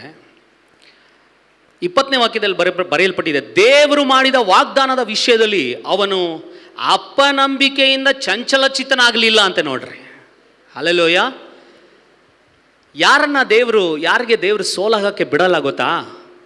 ದೇವರು ವಾಕ್ಯಗಳನ್ನು ಯಾರು ಗಟ್ಟಿಯಾಗಿ ಹಿಡ್ಕೊಂಡಿರ್ತಾರೋ ಅಂಥವ್ರಿಗೆ ಸೋಲಾಗೋದಿಲ್ಲ. ಹಲ್ಲೆಲೂಯಾ. ಎಸ್, ವಾಗ್ದಾನಗಳನ್ನು ಇಟ್ಕೊಳ್ರಿ. ಯಾಕೆಂದರೆ ಇಬ್ರಿಯ 4:12 ಬರೆಯಲ್ಪಟ್ಟಿದೆ, ಯಾಕೆಂದರೆ ದೇವರ ವಾಕ್ಯವು ಸಜೀವವಾದದ್ದು, ಅದು ಕಾರ್ಯ ಸಾಧಕವಾದದ್ದು ಎಂಬುದಾಗಿ ಬರೆಯಲ್ಪಟ್ಟಿದೆ. Hallelujah, hallelujah. ಎಸ್, ದೇವರ ವಾಕ್ಯ ಧರ್ಮೋಪದೇಶವು ಲೋಪವಿಲ್ಲದು, ಅದು ನಮ್ಮ ಕಣ್ಣುಗಳನ್ನು ಕಳೆಗೊಳಿಸ್ತದಂತೆ. ಹಲ್ಲೆಲೂಯಾ. ಜ್ಞಾನೋಕ್ತಿ 4ನೇ ಅಧ್ಯಾಯದಲ್ಲಿ ಬರೆದಿದೆ, ಪ್ರಿಯನೇ, ಪ್ರಿಯಳೇ, ನೀನು ನನ್ನ ವಾಕ್ಯವನ್ನು ಭದ್ರವಾಗಿ ಹಿಡಿದುಕೋ, ಯಾಕೆಂದರೆ ಅದೇ ನಿನಗೆ ಆರೋಗ್ಯ, ನಿನ್ನ ಎಲುಬುಗಳಿಗೆ ಸಾರ ಎಂಬುದಾಗಿ ಬರೆಯಲ್ಪಟ್ಟಿದೆ. Hallelujah, hallelujah. ಪ್ರಿಯ ದೇವಜನರೇ, ವಾಗ್ದಾನಗಳನ್ನು ಹಿಡ್ಕೊಳ್ರಿ. ಯಾರು ವಾಕ್ಯಗಳನ್ನು ಪದೇ ಪದೇ ಹೇಳ್ತಾನೆ ಇರ್ತಾರೋ, ಅರಿಕೆ ಮಾಡ್ತಾರೋ, ಅವಾಗಲೇ ಹಾಡಿದ್ವಲ್ಲ ನಾವು, ಅರಿಕೆ ಮಾಡಿ ನಾನು ಜಯ ಹೊಂದುತ್ತೀನಿ. ಹಲ್ಲೆಲೂಯಾ. ವಾಕ್ಯದ ಅರಿಕೆ ಮಾಡ್ರಿ. ಅಯ್ಯೋ ನಾನು ಇಷ್ಟೇ, ಅಯ್ಯೋ ನನ್ನ ಕತೆ ಮುಗೀತು, ಅಯ್ಯೋ ನನಗೆ ವಯಸ್ಸಾಗೋಯ್ತು, ಅಯ್ಯೋ ನನಗಿನ್ನೇನಿಲ್ಲ, ನಾನು ಮುಗೀತು ಅಂತ ನೀನು ಹೇಳ್ತಾ ಇದ್ರೆ ನೀನು ಮುಗ್ದೇ ಹೋಗ್ತೀಯ. ಹಲ್ಲೆಲೂಯಾ. ನಂದಿಷ್ಟೇ, ಇನ್ನು ನಾನಿಷ್ಟೇ, ನನ್ನ ಕೈಯಲ್ಲಿ ನೀನು ಆಗಲ್ಲ, ಅಷ್ಟೇ, ನನ್ನ ಜೀವನನೇ ಇಷ್ಟು ಅಂತ ಏನಾದರೂ ಅಂದರೆ ನೀನು ಅಷ್ಟೇ. ದೇವ್ರ ವಾಕ್ಯ ಹೇಳುತ್ತೆ, ಹದ್ದಿಗೆ ಬರುವಂತೆ ಯವನವನ್ನು ನಾನು ತಿರುಗಿ ಬರಮಾಡ್ತೀನಿ, ಶ್ರೇಷ್ಠ ವರಗಳಿಂದ ನಿನ್ನ ಆಶಯ ನಾನು ಪೂರ್ಣಗೊಳಿಸ್ತೀನಿ. ಹಲ್ಲೆಲೂಯಾ, ಹಲ್ಲೆಲೂಯಾ ಅಂತ ವಾಕ್ಯಗಳನ್ನು ಹೇಳಿದಾಗ ನನಗೆ ನಿನಗೆ ಏನಾಗಬೇಕು? ಉತ್ಸಾಹ ಉಂಟಾಗಬೇಕು, ಉತ್ತೇಜನ ಬರಬೇಕು. ಆಮೇಲೆ ದೇವ್ರಿಗೆ ಸ್ತೋತ್ರ. ನಾನು ಈ ಒಂದು ಗಂಟಲು ಪ್ರಾಬ್ಲಮ್ ಹಾದು ಹೋಗ್ತಾ ಇರುವಾಗ ಯೋಬನ ಪತ್ರಿಕೆಯನ್ನು ಓದ್ತಾ ಇದ್ದೆ. ಒಂದು ವಾಕ್ಯ ನನ್ನನ್ನು ಭಾಳ ಭಾಳ ಭಾಳ ಉತ್ಸಾಹಪಡಿಸ್ತು. ಏನು ಗೊತ್ತಾ? 5ನೇ ಅಧ್ಯಾಯ 19-20ನೇ ವಾಕ್ಯ ನೋಡ್ರಿ. ಯೋಬ 5:19-20ನೇ ವಾಕ್ಯ. 6 ಇಕ್ಕಟ್ಟುಗಳಿಂದ ಆತನು ನಿನ್ನನ್ನು ಬಿಡಿಸುವನು. 6 ಇಕ್ಕಟ್ಟುಗಳಿಂದ ಆತನು ನಿನ್ನನ್ನು ಬಿಡಿಸುವನು. 7ನೆಯ ಇಕ್ಕಟ್ಟು ಉಂಟಾದರೂ, 7ನೇ ಇಕ್ಕಟ್ಟು ಉಂಟಾದರೂ ಯಾವ ಕೇಡು ನಿನ್ನನ್ನು ಮುಟ್ಟದು. ಯಾವ ಕೇಡು ನಿನ್ನನ್ನು ಮುಟ್ಟದು. ಕರಗಳನ್ನು ತಟ್ಟಿ ಕರ್ತನ ಮಹಿಮೆ ಪಡಿಸೋಣ ಪ್ರಿಯರೇ. Hallelujah, hallelujah. 6ನೇ ಇಕ್ಕಟ್ಟು ಬಂತು. ನಾನು ಅದೇ ಯೋಚನೆ ಮಾಡಿದೆ, ಸ್ವಾಮಿ ಸರ್ವಿಕಲ್ ಸ್ಪಾಂಡಿಲಿಟಿಸ್ ಬಂತಿತ್ತು. ಅವಾಗಂತೂ ಅವಾಗೊಂದು ಸ್ವಲ್ಪ ದಿನ ಸೇವೆ ಮಾಡೋಕ್ಕಾಗಲಿಲ್ವೇ, ಬರೀ ಬೆಡ್ ಹಿಡ್ದಿದ್ನಲ್ಲ, ನಿದ್ದೆ ಮಾಡೋಕ್ಕೂ ಆಗ್ತಾ ಇರಲಿಲ್ವೇ, ಇದೇನಪ್ಪ ಇದು, ತಿರ್ಗಾ ಇದೊಂದು ಪ್ರಾಬ್ಲಮ್ ಅಂತೇಳಿ ಕೂತ್ಕೊಂಡು ದೇವರ ಸನ್ನಿಧಾನದಲ್ಲಿ ಸಮಯ ಕಳೀತಾ ಇರುವಾಗ ಈ ವಾಕ್ಯ ನನಗೆ ಮಾತಾಡಿದೆ. 6ನೆಯ ಇಕ್ಕಟ್ಟು ಸಂಭವಿಸಿದರೂ ಆತನು ನಿನ್ನನ್ನು ಬಿಡಿಸುವನು. 6 ಇಕ್ಕಟ್ಟುಗಳಿಂದ ಆತನು ನಿನ್ನನ್ನು ಬಿಡಿಸುವನು. 7ನೇ ಇಕ್ಕಟ್ಟು ಉಂಟಾದರೂ ಕೂಡ ಯಾವ ಕೇಡು ನಿನ್ನನ್ನು ಮುಟ್ಟದು. 20ನೇ ವಚನ. ಬರಗಾಲದಲ್ಲಿ, ಮರಣದಿಂದಲೂ, ಯುದ್ಧದಲ್ಲಿ, ಕತ್ತಿಯಿಂದಲೂ ನಿನ್ನನ್ನು ಬಿಡಿಸುವನು. Hallelujah, hallelujah. ಪ್ರಿಯ ದೇವ ಜನರೇ, ನನಗೆ ಗೊತ್ತಿಲ್ಲ ನೀವು ಎಷ್ಟೋ ಹಿಂಸೆಗಳಲ್ಲಿ ಹಾದು ಹೋಗ್ತಾ ಇದ್ದೀರಾ, ನೋವಲ್ಲಿ ಹಾದು ಹೋಗ್ತಾ ಇದ್ದೀರಾ. ಬಟ್ ಆದರೆ ಒಂದು ವಾಕ್ಯ ನಿಮ್ಮನ್ನು ಆಧರಿಸುತ್ತೆ. ನಾನು ಆಧರಣೆ ಮಾಡೋಕ್ಕಾಗಲ್ಲ, ನಾನು ನಿಮ್ಮನ್ನು ಸಮಾಧಾನ ಪಡಿಸೋಕ್ಕಾಗಲ್ಲ, ನನ್ನ ಕೈಲಾಗಲ್ಲ. ನನ್ನ ಕೈಲಿ ಪ್ರಯತ್ನ ಮಾಡ್ಬೋದು ಅಷ್ಟೇ. ಆಮೇಲೆ ನಾವು ಸಮಾಧಾನ ಪಡಿಸೋಕ್ಕೆ, ಸಂತೈಸೋಕ್ಕೆ ಪ್ರಯತ್ನ ಮಾಡ್ಬೋದು ಅಷ್ಟೇ. ಅದನ್ನು ಮಾಡಿರಿ. ಯಾಕೆಂದರೆ ಸತ್ಯವೇದಲ್ಲೂ ಬರ್ದಿದೆ, ಸಮಾಧಾನ ಪಡಿಸುವವರು ಧನ್ಯರು, ಅವರು ದೇವರ ಮಕ್ಕಳು ಅನಿಸಿಕೊಳ್ಳುವರು ಅಂತ ಸತ್ಯವೇದದಲ್ಲಿ ಬರ್ದಿದೆ. ಸಮಾಧಾನ ಪಡಿಸ್ಬೇಕಂತೆ ನಾವು, ಅದು ನಮ್ಮ ಡ್ಯೂಟಿ ಅದು. ಆದರೆ ಮನುಷ್ಯರು ಏನೇ ಸಮಾಧಾನ ಪಡಿಸಿದ್ರು ನಿನ್ನ ದುಃಖ ಪರಿಹಾರಕ್ಕೆ ಆಗೋದಿಲ್ಲ. ಬದಲಾಗಿ ದೇವರು ನಿನ್ನನ್ನು ಸಮಾಧಾನ ಪಡಿಸಿದ್ರೆ, ದೇವರು ನಿನ್ನ ವಾಕ್ಯದಿಂದ ಆದರಣೆ ಮಾಡಿದ್ರೆ ಖಂಡಿತ ನಾನು ಎಚ್ಚೆತ್ಕೊಳ್ತೀವಿ. ಮಾತ್ರ ಅಲ್ಲದೆ ಉತ್ಸಾಹ ಬರುತ್ತೆ ದೇವರ ಸನ್ನಿಧಾನದಲ್ಲಿ. ಹಲ್ಲೆಲೂಯ. ದೇವರ ಸನ್ನಿಧಾನದಲ್ಲಿ ದೇವರು ನಮ್ಮನ್ನು ಉತ್ಸಾಹ ಪಡಿಸ್ತಾರೆ. ಆಮೇನ್, ಆಮೇನ್, ಹಲ್ಲೆಲೂಯ, ಪ್ರೈಸ್ ಗಾಡ್. 3ನೇದಾಗಿ, ಲಾಸ್ಟಾಗಿ ಕೀರ್ತನೆ 34:5ನೇ ವಾಕ್ಯ. ಆತನನ್ನೇ ದೃಷ್ಟಿಸಿದವರ ಮುಖವು ಲಜ್ಜೆಯಿಂದ ಕೆಡುವುದೇ ಇಲ್ಲ, ಬದಲಾಗಿ ಅವರ ಮುಖ ಪ್ರಕಾಶ ಹೊಂದುತ್ತಂತೆ. ಎಲ್ಲ ಪರಿಸ್ಥಿತಿಗಳಲ್ಲಿ ನಾನು ನೋಡಬೇಕಾಗಿರೋದು ಯೇಸು ಸ್ವಾಮಿಯ ಮುಖವನ್ನು ಮಾತ್ರನೇ. ಹಲ್ಲೆಲೂಯ. ಎಲ್ಲ ಪರಿಸ್ಥಿತಿಗಳಲ್ಲಿ ನಾನು ನೋಡಬೇಕಾಗಿರೋದು. ಈ ಲೋಕದಲ್ಲಿ ನೋಡಿ, ದಯವಿಟ್ಟು ಹೇಳ್ತೀನಿ, 2 ಕಾರ್ಯಕ್ಕೆ ನೀನು ಯಾವಾಗಲೂ ರೆಡಿ ಆಗಿರಬೇಕು. 2 ಕಾರ್ಯಕ್ಕೆ ಯಾವಾಗಲೂ ರೆಡಿ ಇರಬೇಕು. ಏನು ಗೊತ್ತಾ? ನಿನ್ನ ಸಾವುಗೆ, ಯೇಸು ಸ್ವಾಮಿಯ ಬರೋಣಕ್ಕೆ. ಹಲ್ಲೆಲೂಯ. ನಿನ್ನ ಮರಣಕ್ಕೆ, ಯೇಸು ಸ್ವಾಮಿಯ ಬರೋಣಕ್ಕೆ. 2ಕ್ಕೆ ನೀನು ಯಾವಾಗಲೂ ಸಿದ್ಧವಾಗಿರಬೇಕು. ಹಲ್ಲೆಲೂಯ. ಮರಣ ಯಾವಾಗ ಬರುತ್ತೆ ನಮ್ಗೆ ಗೊತ್ತಿಲ್ಲ ಅಮ್ಮ, ಯಾವಾಗ ಬರುತ್ತೆ ನಮ್ಗೆ ಯಾರಿಗೂ ಗೊತ್ತಿಲ್ಲ. ಮಗು ಹುಟ್ಟೋದು ಬೇಕಾದರೆ ಡೇಟ್ ಹೇಳ್ಬಿಡ್ಬೋದು, ಸಮಯ ಹೇಳ್ಬಿಡ್ಬೋದು. ಆದರೆ ಯಾವಾಗ ಸಾವು ಬರುತ್ತೋ ನಮಗೆ ಗೊತ್ತಿಲ್ಲ. But be ready. Hallelujah, be ready. ಜನನ ದಿನಕ್ಕಿಂತ ಮರಣ ದಿನವೇ ಲೇಸು ಅಂತ ಸತ್ಯವೇದದಲ್ಲಿ ಬರೆದಿದೆ. ಹಲ್ಲೆಲೂಯ. ಜನನ ದಿನಕ್ಕಿಂತ ಮರಣ ದಿನನೇ ಲೇಸಂತೆ. ಅಲ್ಲಿಗೆ ನೀನು ಕಷ್ಟ ತೀರ್ತು, ಸಾಕು. ದೇವರೇ ಸ್ತೋತ್ರ. ಪರಲೋಕದಲ್ಲಿ ನಿತ್ಯಕ್ಕೂ ಯೇಸು ಸ್ವಾಮಿಯ ಮುಂದೆ ನಿಂತು ಕರ್ತನನ್ನು ಆರಾಧಿಸುವಂಥ ಭಾಗ್ಯ ದೇವರು ಕೊಡ್ತಾರೆ ನಮಗೆ. ಹಲ್ಲೆಲೂಯ. ಕಷ್ಟನೇ ಸಾವಂದರೆ ಎಲ್ಲರಿಗೂ ಕಷ್ಟನೇ. ಬಟ್ ಆದರೆ ನಿಮ್ಮನ್ನು ಉತ್ಸಾಹ ಪಡಿಸ್ತಾ ಇದ್ದೀನಿ, ನಿಮ್ಮನ್ನು ಪ್ರೋತ್ಸಾಹ ಪಡಿಸ್ತಾ ಇದ್ದೀನಿ. ಇವೆರಡಕ್ಕೂ ಯಾವಾಗಲೂ ಸಿದ್ಧವಾಗಿರ್ರಿ. ನಿನ್ನ ಮರಣಕ್ಕೆ ಮಾತ್ರ ಅಲ್ಲದೆ ದೇವರ ಬರೋಣಕ್ಕೆ.